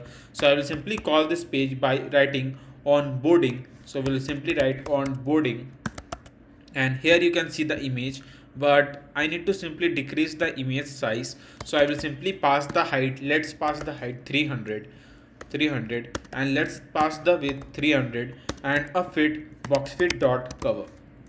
Yeah, something like this. Now we can simply center this by using a center widget. So we'll simply pass a center widget over here. Yeah, now I need to give some more space from the top, so I will simply use the size box. Let's keep the height up to 90.0, or let's keep it up to 120. Now here, once we have done all this thing, here we need to show the main headline, or you can say the title of this app, which is discover your food, and I will add some random text like lorem ipsum text. But if you want to like add some more text to make your app unique, you can simply do that. So this is the headline that I am using, but you can simply edit in your way if you are thinking that you have any interesting idea to make it more attractive for the users to use this app. Now here I will simply use a text widget, and in the text widget I will simply write discover your food. Yeah, now we can simply pass a style, a text style, a color which will be colors dot black, a font size, let's keep it 22.0, and we'll simply pass font weight dot bold. Yeah, so this is the text. Now I think so I can increase the font size up to 24 or maybe up to 26. Yeah, now we can provide the space. So we'll write a size box. Let's keep the height up to 30.0. Now here you can see the title of this app, which is discover your food. Now here I can simply add a random text, which is a lorem ipsum text. But as I've told you, if you have any better idea, you can add some interesting thing over here to attract more viewers. Yeah, not viewers, are users. Yeah, so here now I need to use a text widget here again, and let me add that text because I don't remember a lorem ipsum text. So yeah, you can see that I have added the text over here, and through the text widget I had simply paste that text in the text widget, and this is the text that I have shown in the app. I've used some padding over here so that it won't like stuck in the left and right side of the screen, and here I've used text align dot center to so that I can simply center the each line that I'm going to show in this text widget. And this is a way you can simply make your app attractive. Yeah, so once you have done all this thing, now we can simply show the button over here, which will be next. Yeah, so after this I will do one thing here. To create a customized button over here just below this text, I will use a container. Now in this container I will provide the width, and let's pass a media query. Now you already know the reason why I've used a media query, but if not, let me repeat it again. So media query is something that makes your app highly responsive. So that's why I'm not providing any fixed width over here, because if you provide a fixed width and if you try to check the app in your multiple devices, then there will be a chance that the app will not be as responsive as we expect. So that's why we need to use a media query, spacer, or like expanded widget, flexible widget. So these are the some widgets that can simply make your app highly responsive. Yeah, so this is the way we can use it. So we'll write media query dot of context dot size dot width divide by 2. Now we can use a decoration, a box decoration, and here I'm going to pass a customized color code to this container, or you can say a button. So here I will write 0xFF and will write FF73734C. Yeah, so this is the color that I'm going to use. Now here let me pass the text widget where I can simply add the text, which will be next. So we'll copy and paste the text. I think so we need to pass a child. Yeah, something like this. Let's remove this text and we'll simply write next over here. Yeah, so here you can see the text. Now I need to simply change in the color, which will be white, so that I can see the text. Color will be simply bold. We can increase our font size up to 24, I guess, and we can pass the height up to, let's pass 50, and we can center this. So remove this. Let me show the widgets. We can center it with a center widget. Now we can pass up to 60, and here we can use a border radius, and we'll pass a border radius dot circular. Let's keep it up to 20, I guess. 20 is okay. Now we can use a size box height. Let's keep the height 130, I guess. It's okay. Yeah, so here you can see a next button. If you want, you can also provide like something to make it more like a button like thing, like in elevation form. So you can use a material widget. So you can simply wrap up with a widget name material, and we can simply pass the elevation up to 3.0, and we can pass a border radius to the material widget 2. Yeah, so here it is, and now it's look like a button, and the user can simply click to this button and directly land to the home page. Yeah, so this is our onboarding page is done. So this is how we can simply make a onboarding page by just using a graphic design, a title, some attractive text, to make this more interesting, and a button just like next, or if you want to show the get started button, you can also do that. Yeah, so if you haven't hit that like button till now, then I have a small request from you all. Please show your support by hitting that like button, and let's be a part of this channel by hitting that subscribe button too, because I have noticed that while many of the viewers are loving our videos but haven't hit that subscribe button yet. So show your support by hitting that subscribe button, because like and button is totally free.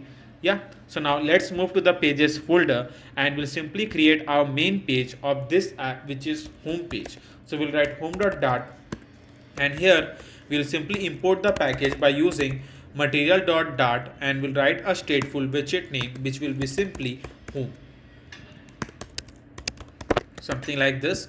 Now here we can simply write a scaffold widget, a body, container, a child, a column, and a children. Yeah, so this is the thing that we need to usually add in all the Dart files. Now once we have done all this thing, first thing I'm going to show over here is a menu button. So let's add that button first. So I will simply use the icon and will write icons dot menu. Yeah, so this is the button as you can see here. So once you write icon, it will simply show the icon over here.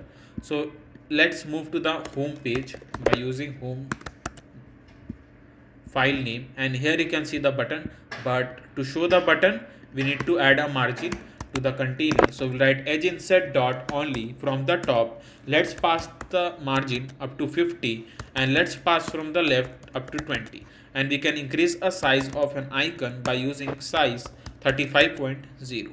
So here you can see the menu icon. Now once you have shown this menu icon, I can simply show the text like get your food delivered. So this is the main text that I want to show here in the home page. So rather than copying the text widget here again, I will copy this text widget and will simply paste it something over here. Yeah, now we can simply write get your food. Now we can simply change it to the black color so that I can see the text, and we'll simply write W500.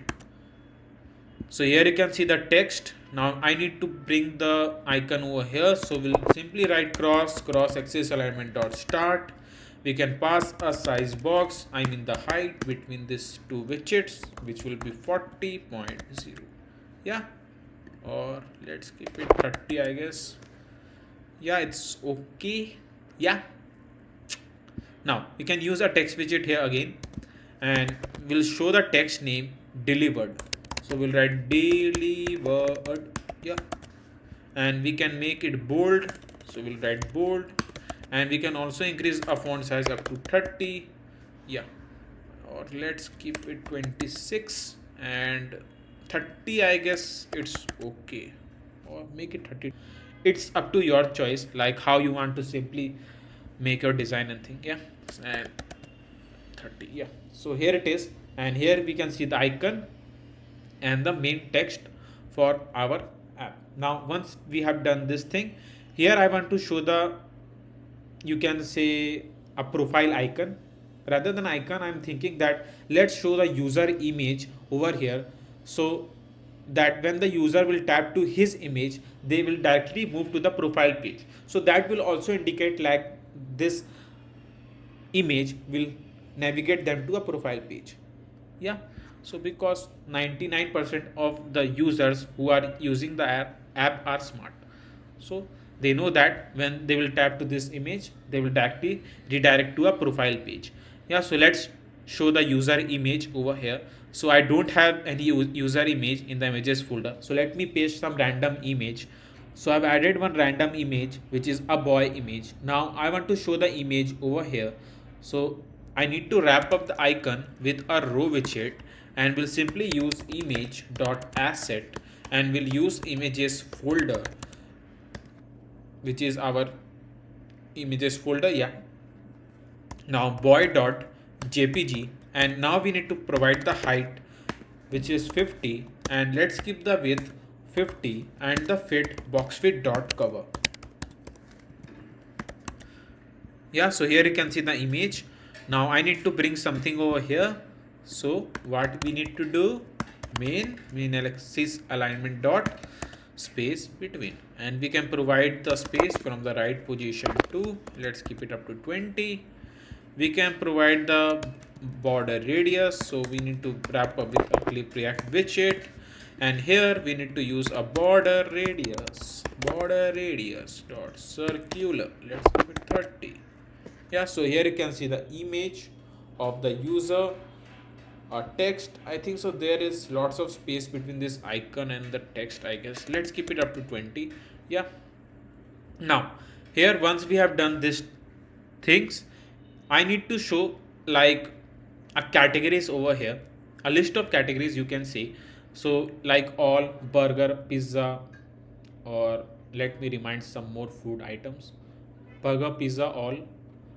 And what should be kept, pasta, let's keep pasta, burger, pizza, all. So this is the four categories that I can keep. Now if you have any more idea like anything, you can simply keep on adding on these categories. So let's do this. So here we need to use a list view because I need to simply show the thing in the horizontal direction. So I will use a list view, and here we need to use a children, and in the children I need to first show the container. Now in this container I need to show the child a text. Our first text will be all, so we'll write all over here. Now we need to use a style, a text style. Color will be simply colors dot white, and a font size 20.0 or 18.0. Let's keep it 80.0, and font weight dot bold. Now there is one more way to show the list view, like you can use a list view dot builder, because I have used many times list view builder to show the list, because it will be more easy for the viewers to use a list view, but that is something which come in advanced Flutter, like advanced coding, or you can say. So that's, so in that we need to use simply a list view dot builder. We need to have a knowledge about how to use the list and how to simply pass a data and show the data using a different stateless widget. So I think so that will be a simply like a complex thing if you are making this food delivery app for the first time. So in this app I'm trying to simply make it simple, so that the beginners who want to simply use this, like learn a Flutter coding, they can simply code along with me. They don't need to simply do advanced coding and all. So that's why I'm keeping this list view as simple as I can.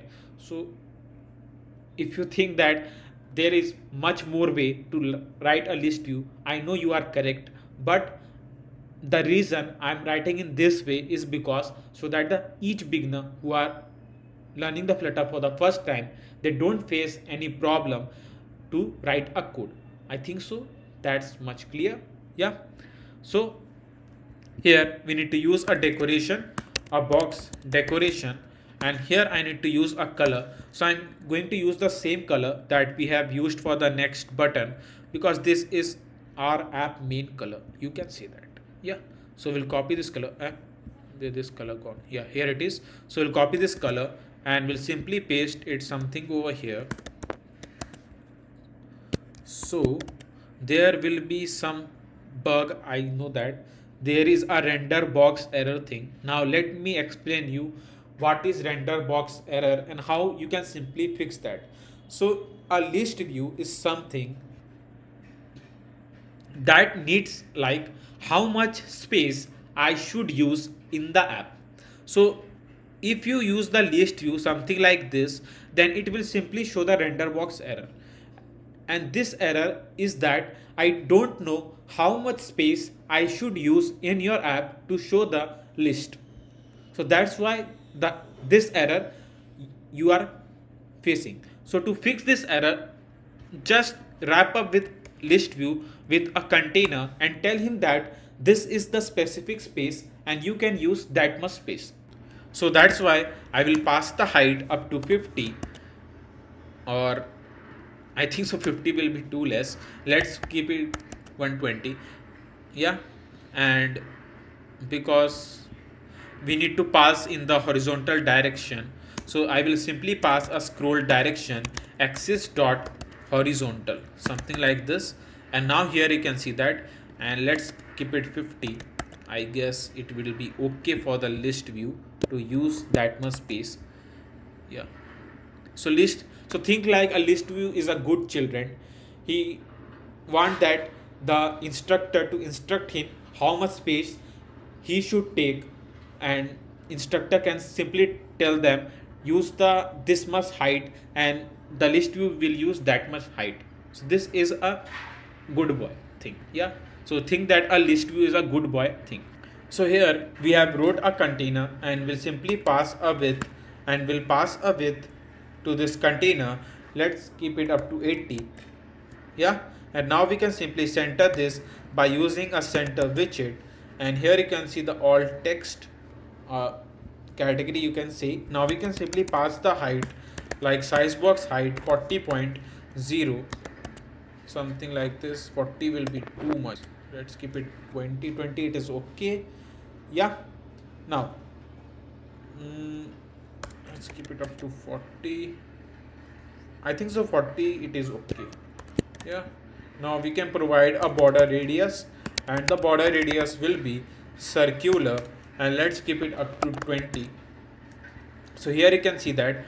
But if you want to show that the category that have been selected, something like this, then you can show that, and the other categories that have not been selected, we will simply show them in the elevation form, like in the elevated form, so that it will be like in more highlighted category. Let me show you how I'll do that.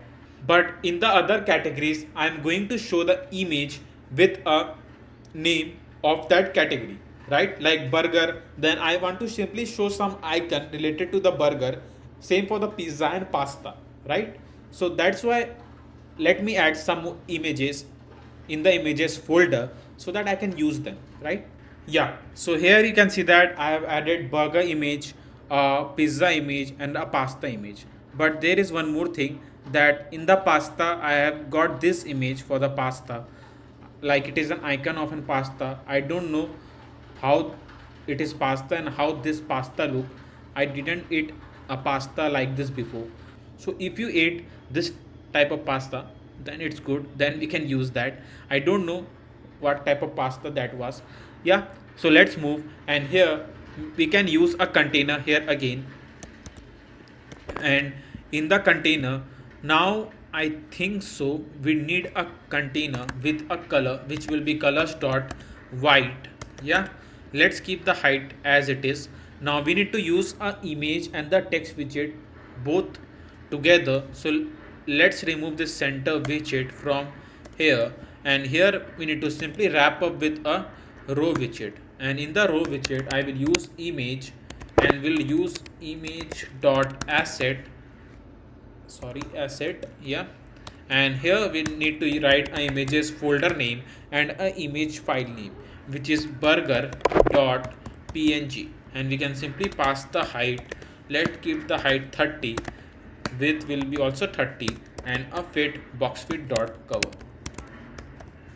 So let me write burger over here, not burger, burger. So we'll write burger. Yeah, change the color to black, something like this. So here you can see the text name burger. I think so let's remove this width. We don't need a necessary width over here. We can use a size box, and we'll pass a width over here which will be 30.0, and we can provide the width over here too. Let's keep it 10. It's okay, I guess. 22 is okay. Yeah, W500 burger for burger. Yeah, this is burger. Now we can use like a material widget. So what we need to do, we need to wrap up with a material widget. We need to pass the elevation 3.0. So here it is. Now we need to wrap up with again with a container so that I can provide some padding agent set dot all. Let's keep it 10. So after providing the padding, you can see that the container size decreased because there is a fixed, because as you know list views are like a good student, he know how much space he need to use. So I need to tell him that let's use more height, something like this, or let's keep it up to 80. 80 is okay, I guess. Yeah, but all didn't look good, so we need to provide the height to all up to 60. No, because we have already provided the height to the list view, so that's why it won't change from here. So that's why we need to use a margin edge inset dot only. From the top we can pass up to 30.0. 30 I guess will be too much. Let's pass from the bottom to 0. Yeah, so this way we can decrease our size.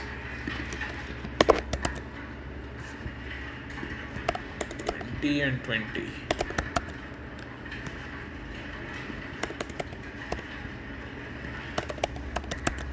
Yeah, so now it's good, I guess.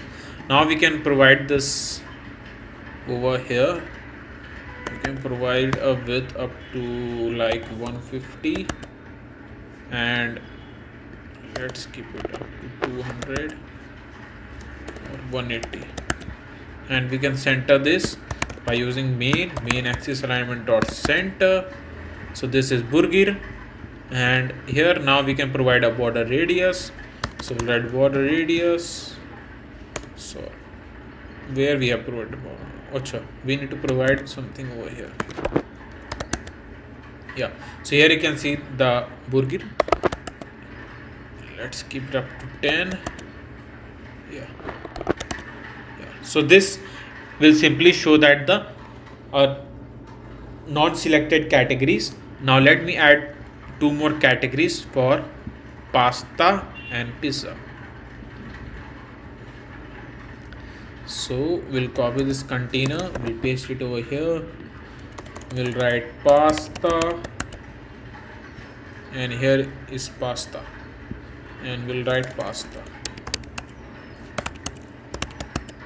Yeah, so this is pasta, this is burger. Now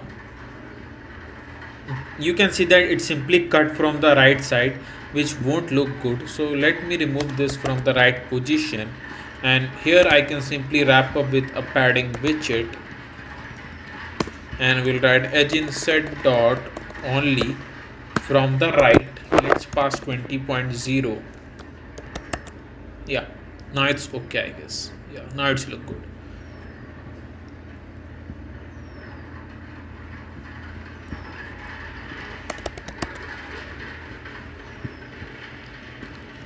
Will be okay,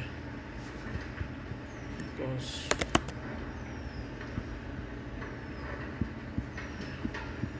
so here let's show a pizza and a pizza. Yeah, so here it is. Now the category we can add over here, which is pasta and a pasta. So here you can see all the categories that we have shown in the app. Now if you want to add some more categories in the app, you can simply keep on adding the categories here in the list view, something like this. So here it is done. Now I'm going to show, like, if the user have selected all categories, then the all food categories over here. So I have added some more images over here, which is like some pizza, burger. So let me rename this to burger. Yeah, so I think so the name will be same. So let rename this to burger 1. .jpg. Yeah, so here it is done. Now here I need to simply create a container widget, and in this container widget I will simply use a child, a column, and a children. Now in this children I need to use image.asset and will use images folder here again, and in this images folder I need to simply write a image file name which is pizza1.jpg. Let's move, and here you can see the image, but the image use a width of the screen, but I will simply pass the height and width. Let's keep the height up to 120 and let's pass the width up to 120, and we'll simply pass the fit which will be simply box fit dot cover. Yeah, so here you can see the image, but let's pass the space from the top. So we'll pass the space height, let's pass 20.0, something like this. Now I think so we need to increase width and the height also, because we can't see the item clearly. Yeah, something like this. I think so it is okay, I guess. Now we need to simply wrap up with a clip react widget. So we'll wrap up with a widget which will be simply clip react, and now we can simply provide the border radius to this image. So we'll use a border radius circular. Let's pass it 10, or let's pass it 20. I think so 20 will look good. Now here you can see the first item, but let's add the more detail. This is just like just a image. So here we'll pass a decoration, a box decoration, and here I'm going to pass the color which will be simply colors.white. Yeah, now here once we have done all this thing, we need to simply pass a text widget. So why to write the text widget here again? So we'll copy it from here and we'll paste it, and we'll simply pass a food name which is pizza, something like this. Now you can see the text, but we'll use a cross, and we'll use a cross axis alignment dot start, and we can use a space too, like between this image and the text widget. So for that I need to use a size box, and let's pass the height 20.0, and also make this text to bold form. So we'll use dot bold, something like this. Now here once we have done all this thing, we can use a text widget here again, so that we can show that what all ingredients present on this pizza or any of the food item. Yeah, so we'll copy the text widget here again, we'll paste it something over here, and here we'll use like cheese, and what should I add? What is more on the pizza? Let's pass tomato. I think so tomato is there in pizza. I don't like pizza, so I don't eat too much pizza, so I don't know what should I write in the ingredients. So let me think about it. Let's pass like bread. Yeah, bread. Yeah, and we'll simply pass W500, and we'll simply make it up to 18, something like this. Now we can show the price, so we'll copy the text widget from here again, and we'll paste it something over here, and now we are going to pass the price that we want to show, and we'll simply pass the price up to 50, and let's increase a font size up to 24. Yeah, here I guess it's okay. We can pass size box height 5.0. We'll use a row, and in the row first I'm going to show the reason for using the row widget, because here you can see the text. Now I want to simply show the button, like a plus button, so that the user can simply add this food item in their cart. So to do that I need to simply use a container. Now the decoration, a box decoration. Now in the box decoration I need to simply use the color. So the color that I'm going to use over here will be the color that we have passed in the all section. So yeah, so this is the color, and we'll simply paste it something over here, and now here I will simply use a child, and in the child I am going to show the icon which will be icons dot add, and the color of an icon will be simply white. So we'll write colors dot white. So this is the icon. Now I need to bring the icon something over here. So we'll use main axis alignment dot space between. Nah, it's too much space. I don't need this much space. uh, I think so this is happening because we didn't wrap up the container with a list view widget. So we need to simply wrap up the container with a widget which will be a list view. I think so. Rather than wrapping it like this, let's wrap up to a children widget first, and we'll rename the column to list view. Yeah, something like this.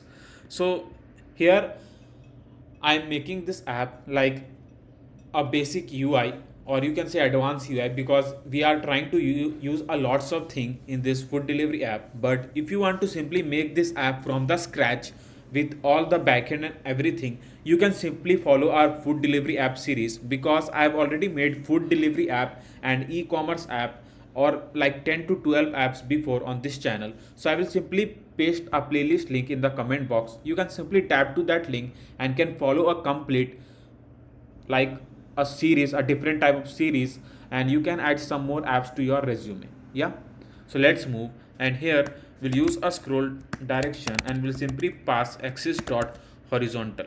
Now as I've told you that list view is like a good student, so we need to simply tell them how much space we need to he need to use. Yeah, so we need to pass an container and we'll simply pass the height. Let pass the height up to 300. Yeah, now you can see this. Now we can use, I think so we can now use space between will not work because it is a list view. So that's why I need to use like a size box, and we can use a width like this 50.0, or let's keep it up to 90. Yeah, now here it is. And if you want to provide some more padding, you can simply increase the padding of a container up to 5. And now we can use a border radius, which will be a border radius dot circular, and let's pass up to 10. Yeah, so this is the button. Now we need to provide a same border radius to this complete container. So we'll simply use a border radius here again, and we'll use the border radius dot circular, and let's pass up to 10. And now we can also use the elevation so that I can see this container clearly, because I can't see this container clearly. Yeah, so we'll wrap up with widget, we'll pass material, we'll pass the elevation 3.0, and now we can use the border radius here again. So let's pass it something over here, and now we can use a padding, which will be padding agent set dot all. Let's pass up to 10. Yeah, and we need to pass some more height, or let's keep it up to, I think so, 350 or 320, I guess. Now you can also use a media query in the height. It's not a necessary thing to pass a fixed height over here. Yeah, now we can simply pass some more radius. I think so 10 is not look good, so 20 it is okay, I guess. Yeah, so here it is, and here I have shown the first item. Now let me add some more items over here. So we'll copy this material widget here again, and we'll simply paste it something over here. And now we can use something like a margin, because it's simply stuck from down. So if we are making the app make in that way that it looks really good and it can engage a user, yeah, who is using the app. Yeah, so we'll use a margin from the bottom, and we'll pass up to 40.0. 40 will be too much, so let's pass up to 10. 10 is okay, I guess. From the left, if you want, you can pass, but I will pass from the right, and let's pass from the right, which will be 20.0, something like this. And it's good, I guess. We can pass size box with 10.0. Here it's okay. Now once we have shown the pizza, now we can simply show the second item, which is a burger. So we'll write burger, and we'll write burger1.jpg. So this is our second food item, and we'll simply rename the text to burger. And here we need to use a like ingredients that this burger has. So let's pass, I think so the burger has tomato, so I'm writing tomato, and here I can simply write like, what should I write? uh, let's write cheese. Yeah, cheese. So cheese and tomato, and here we can increase the price up to $80, and here we can again wrap up with a container widget. We can use the margin agent set dot only. From the bottom, let's pass 10.0. Yeah, so here it is, and here you can see the second item. Now if you want, you can add some more items over here to simply make a complete all category. As if you want, you can add a backend also, and if you want me to add a backend on this food delivery app, please let me know in the comment box, and let's keep the like aim of this video of 1k likes, and if you complete that like, I will definitely add the backend to this app from the scratch. Yeah, so let's hit that like button and let's complete the aim of 1k likes. Now here it is done. Now let's move. So now I'm going to show the top food deals just below these categories. So to show that, first I need to create a headline of this page. So first close this list view from where? From here, I guess. Yeah, we'll close this list view. Now we need to copy the text widget here again, and we'll simply paste it something over here, and here I will rename the text to top food deals. Yeah, so here you can see the text. Now we can simply make it in the bold form, and we can increase up to 25, or let's keep it 23, I guess. Now we can use a size box, and let's keep the height up to 20.0. Yeah, it's okay. Now we can use some food items to show over here.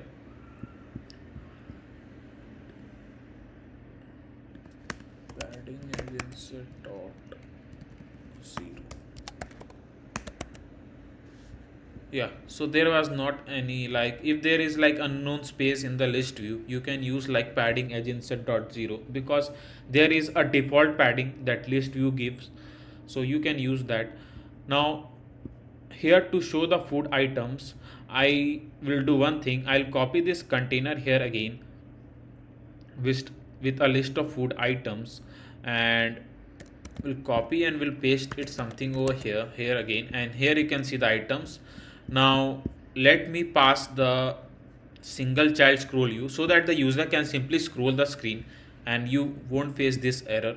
So I will simply do one thing. We'll simply wrap up the container with a single child scroll view. Yeah, so here you can see the error has been gone, and now we can see the all categories food items and our top food deals. So these are the two things. I think so there is lot of space from the left position, or let's keep it 20. Yeah, now it's okay, I guess. Yeah, so if you want, you can change a food items over here. This is, as I've told you, I'm making just for the UI. I will teach you how to make a good design and how to simply use a widgets in this Flutter app. Now let's move ahead, and here I'm going to show the bottom navigation. So through the bottom navigation, I will simply show the home page, and I think so we can show the, I think so let's pass a booking page, a profile page, and if you want, you can show also a cart page. So these are the four things that you can simply show. Yeah, so let's move to the perf dev, because we need to simply copy one package name, which is curved bottom navigation bar. As I have told you, we'll move to the curved navigation bar, and we'll need to copy the package. So let's move to the perf dev, and here I will simply search curved navigation bar. Yeah, and here this is the package that we are going to use. Now we need to copy this package, and we'll simply copy this package and we'll simply use it in a perspec YAML file so that I can use this package. Yeah, Now this curve navigation bar is something like an animated form navigation bar that you can simply use, like it looks really good. So I usually would curve navigation bar in most of the apps. Now here, as I've told you, the pages that we are going to assign in the curve navigation bar is that. So the first one is home. Now the second I'm thinking that to keep a cart, so I will simply write cart dot and will simply import the package by using material.dart and will write a stateful widget name which will be simply a cart. Yeah, so this is the thing. Now this is the second page. Now I need a third page. A third page, let's keep like a booking page. So we'll write booking dot dart and will again import the package by using material.dart and will write a stateful widget name which will be simply a booking. Yeah, so here it is.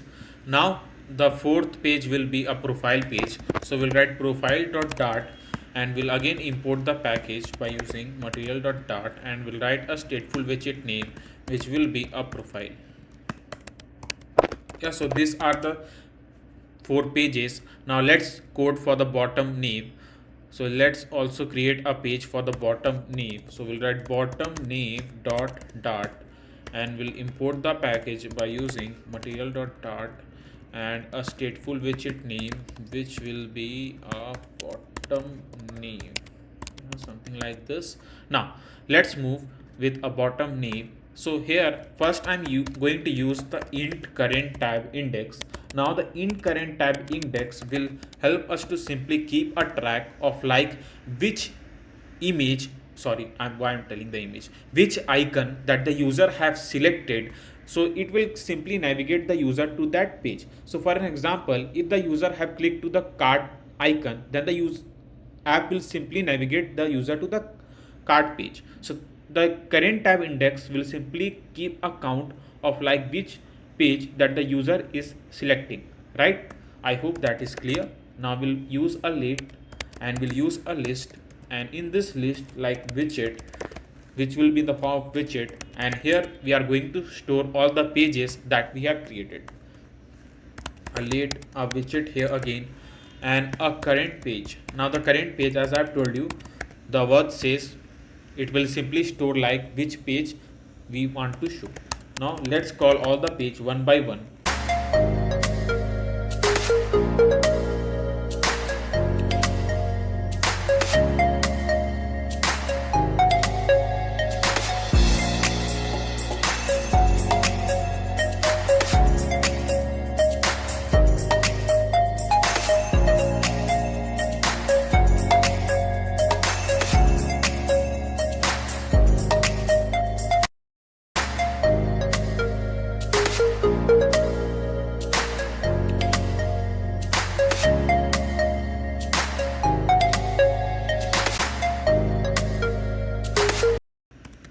Yeah, so I've written all the pages that we want to show. Now let's store the pages in the pages list that I've created. So for that I need to use a init state, and in this init state I will simply call the page one by one.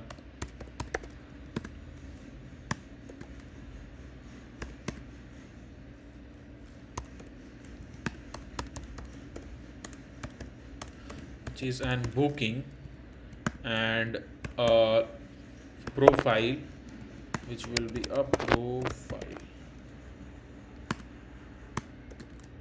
yeah, and the cart which will be the cart, something like this. So here it is done, and let's store all the thing in the pages list that I've created. So for that I need to use a home, the first one. The second I'm going to show, let's show the cart first, then a booking. So we'll use a cart, booking, then a profile.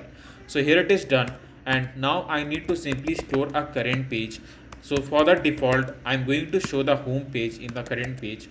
Yeah, now let's move and write a code to show the navigation bar. So here I'm going to write a scaffold and a bottom navigation bar, and here I'm going to use a curve navigation bar which will be a curve navigation bar, and in the I think so let's pass the items first, then I'm going to add a color, height and all. So first the icon will be simply like icon, and we'll simply pass icons dot home outlined, and let's pass the color of this icon, which is colors dot white. Let's pass the shopping cart also, so we'll use icon icon and I think so, yeah, it's okay. We can pass the icon, and the icons will be icons dot and a shopping cart, shopping bag it's showing, no, not shopping bag, it is a cart. So what is that icon? Yeah, here it is, shopping cart. Now the color will simply pass colors dot white, and the third icon will be icons dot shopping bag, and we'll also pass the color, which will be colors dot white, and let's pass the outline, same for here outline, and the fourth one will be the profile. So we'll use the icons dot profile, and we can simply not a profile, sorry, a person outline. Yeah, so these are the some icons that I'm going to use in the app to show the bottom navigation bar. Now let's pass the main thing, the function over here. So first I'm going to pass the height, like how much height I want to show for this curved navigation bar. The background, wait a second, the background color, and we'll simply pass the background color, colors dot white, and the color will be simply colors dot black. I hope that I'm writing the correct color over here. I will see that once we run all this thing. Now we can simply pass the animation duration. So we'll pass the animation duration. Now the animation duration is something. So for an example, when the user will tap to the home page and they simply tap to the second page, not second option or icon, then how much time it should take from home icon to shift to the another icon. So this is the animation duration, and you can simply pass the duration up to like a milliseconds, and we'll pass a milliseconds 500. Yeah, now in the on tab, here in the on tab we'll simply pass the index, and here I'm going to simply show the index that I've told you. The use of current tab index is here, so we'll use the in tab index something like this.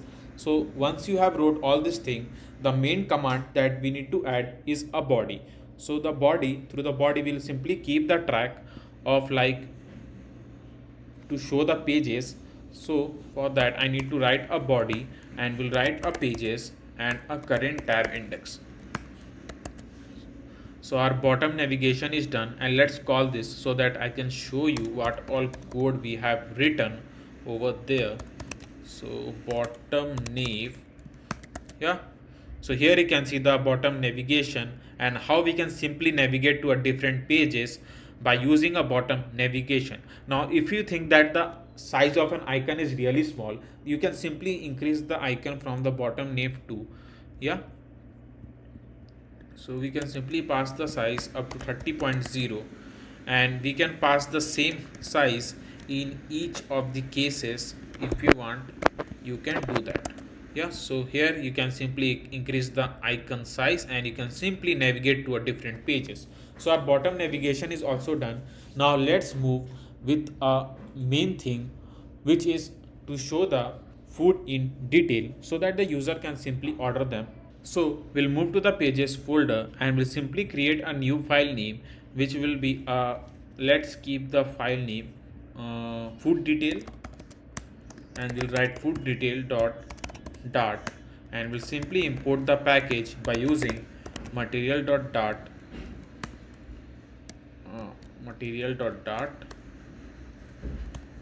Yeah, now we'll write a stateful widget, and we'll simply pass the page name, which will be a food detail. Yeah, now we need to simply write a scaffold, a body, a container, a child, and a column, and a children, something like this.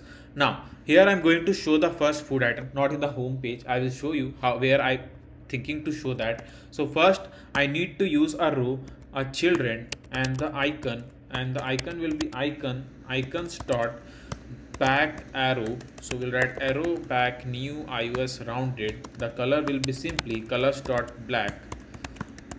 So let's navigate to the page so that I can show you what all code I'm writing over here. But before moving to this page, if you haven't hit that subscribe button till now, so let's hit that subscribe button and be the part of this awesome Flutter family, because this is just like we have created 10 to 12 apps in this channel, but I'm going to bring some more awesome series on this channel. And if you want to learn a Python, the Python series is also ongoing. So I have already uploaded like 2 to 3 parts of an Python, so you can still also learn about more about a Python. So this is the one of the most interesting channel on the YouTube, where you can simply learn different type of codings and can also make the app from the scratch. So hit that subscribe button, because I'm noticing that many of the viewers loving our videos but haven't hit that subscribe button yet. So show your support by hitting that subscribe button. Now let's move forward, and here you can see the back arrow. Now you can't see, but let's pass the margin. So we'll use the margin as insert dot only from the top 50.0. Now if you want, you can increase a size of an icon up to 30.0, and you can do from the left, and we'll pass the left from 20.0. So here you can see the now icon. Now we need to simply wrap the icon with a gesture detector, and in the onTap method I need to simply pass navigator dot pop context, something like this. Now once you have written all this thing, as I've told you, I need to simply show the image over here. Now to show the image, I will simply use image dot asset, and the image is folder name. And now I need to write let's show a burger, I guess, dot jpg. The height is too much, maybe 50. Let's keep the width 50.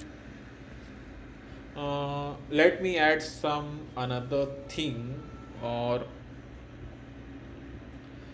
let's pass like burger dot png. Png will look good, I guess. This is a cartoon image, but if you want, you can show this also, like a 180 and up to 180, and it will be simply a fit box fit dot cover. Yeah, so this is the image. Now we can simply bring the back arrow over here. So to do that, we need to simply use a cross. No, I don't think so. We need a cross. Why I pasted in a row widget? Sorry for that. I need to paste it outside a row widget. So here you can see the icon or image, you can say that. So cartoon image doesn't look good, so let me find some another image that I can show over here. So now you will see that how this food detail page has been completely done. But sorry for that, I don't know, I was recording a video, but in my device there is some storage problem. Though this is a Apple product, but still we face a problem, like the recording automatically stops when I was recording this food detail page. But I will fix that problem, no worries about that. But let me explain you what all code I have written in this food detail page. So here you can see that I have added one image. So this is the image that I am getting from the image folder, which is this pizza image. And here you can see that I have shown the food name. So this is how I have used a row widget. Now the reason for using the row widget is because first, as I have told you, I have shown the food name, which is pizza, by using a text widget. And now here you can see that the user can simply increase or decrease the quantity of the food item they want to order. So to handle that, I have used an container. Yeah, so through this container I can simply handle like the amount of the quantity the user need to select to order and food, right? So that's why you will see this container over here. Now in the lorem ipsum text, so for an example, if the admin wants to add the food detail, they want to simply show over here, they can simply do that by adding this detail about a food. Yeah, so this is how I have done through the text widget, and here I've shown a lorem ipsum text. Now this is the main part. As you can see, it looks really good by this color and this design. And here you can see the total price, like a total price of this food item after selecting the quantity. So this had been shown over here with a add to cart button.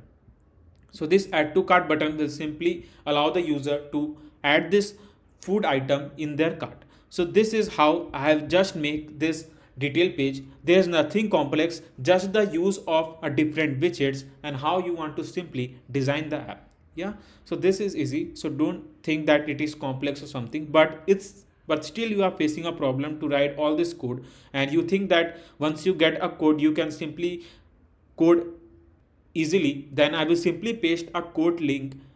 So then you can simply get a source code from the description box. I will simply provide the link over there. Now this is how we can simply make a unique and a attractive design for any app by using just a simple widgets. As you can see that I have tried my best to make it easy for the viewers who are learning the Flutter for the first time. So that's why I've tried my best to simply use widgets and make the app as beautiful as I can. So here when you will move to the bottom nave, you can see that this is how our home page looks, and here you can see the different categories of food items, top food deals, etc., with a following like a navigation bar, like a profile icon, a shopping cart icon, a shopping bag icon, a home icon. So congratulations, you have simply completed a Flutter beginner course, and now you have lots of logic behind the code and the widgets we widely write in the VS Code. Now as I have told you, I have already made 10 to 12 apps before on this channel. Now you can simply follow all that series and can add some more apps to your resume, because now you won't face any problem to know about a code and the widgets that we'll cover in that series. And let's keep the like game on this video of 1k likes. I know you will definitely do that, as I am noticing that while many of you are loving our videos but haven't hit that subscribe button yet. So show your support by hitting that subscribe button, and let's be a part of this awesome Flutter family. Until then, keep coding, keep having fun. I will see you next time. Thanks for watching.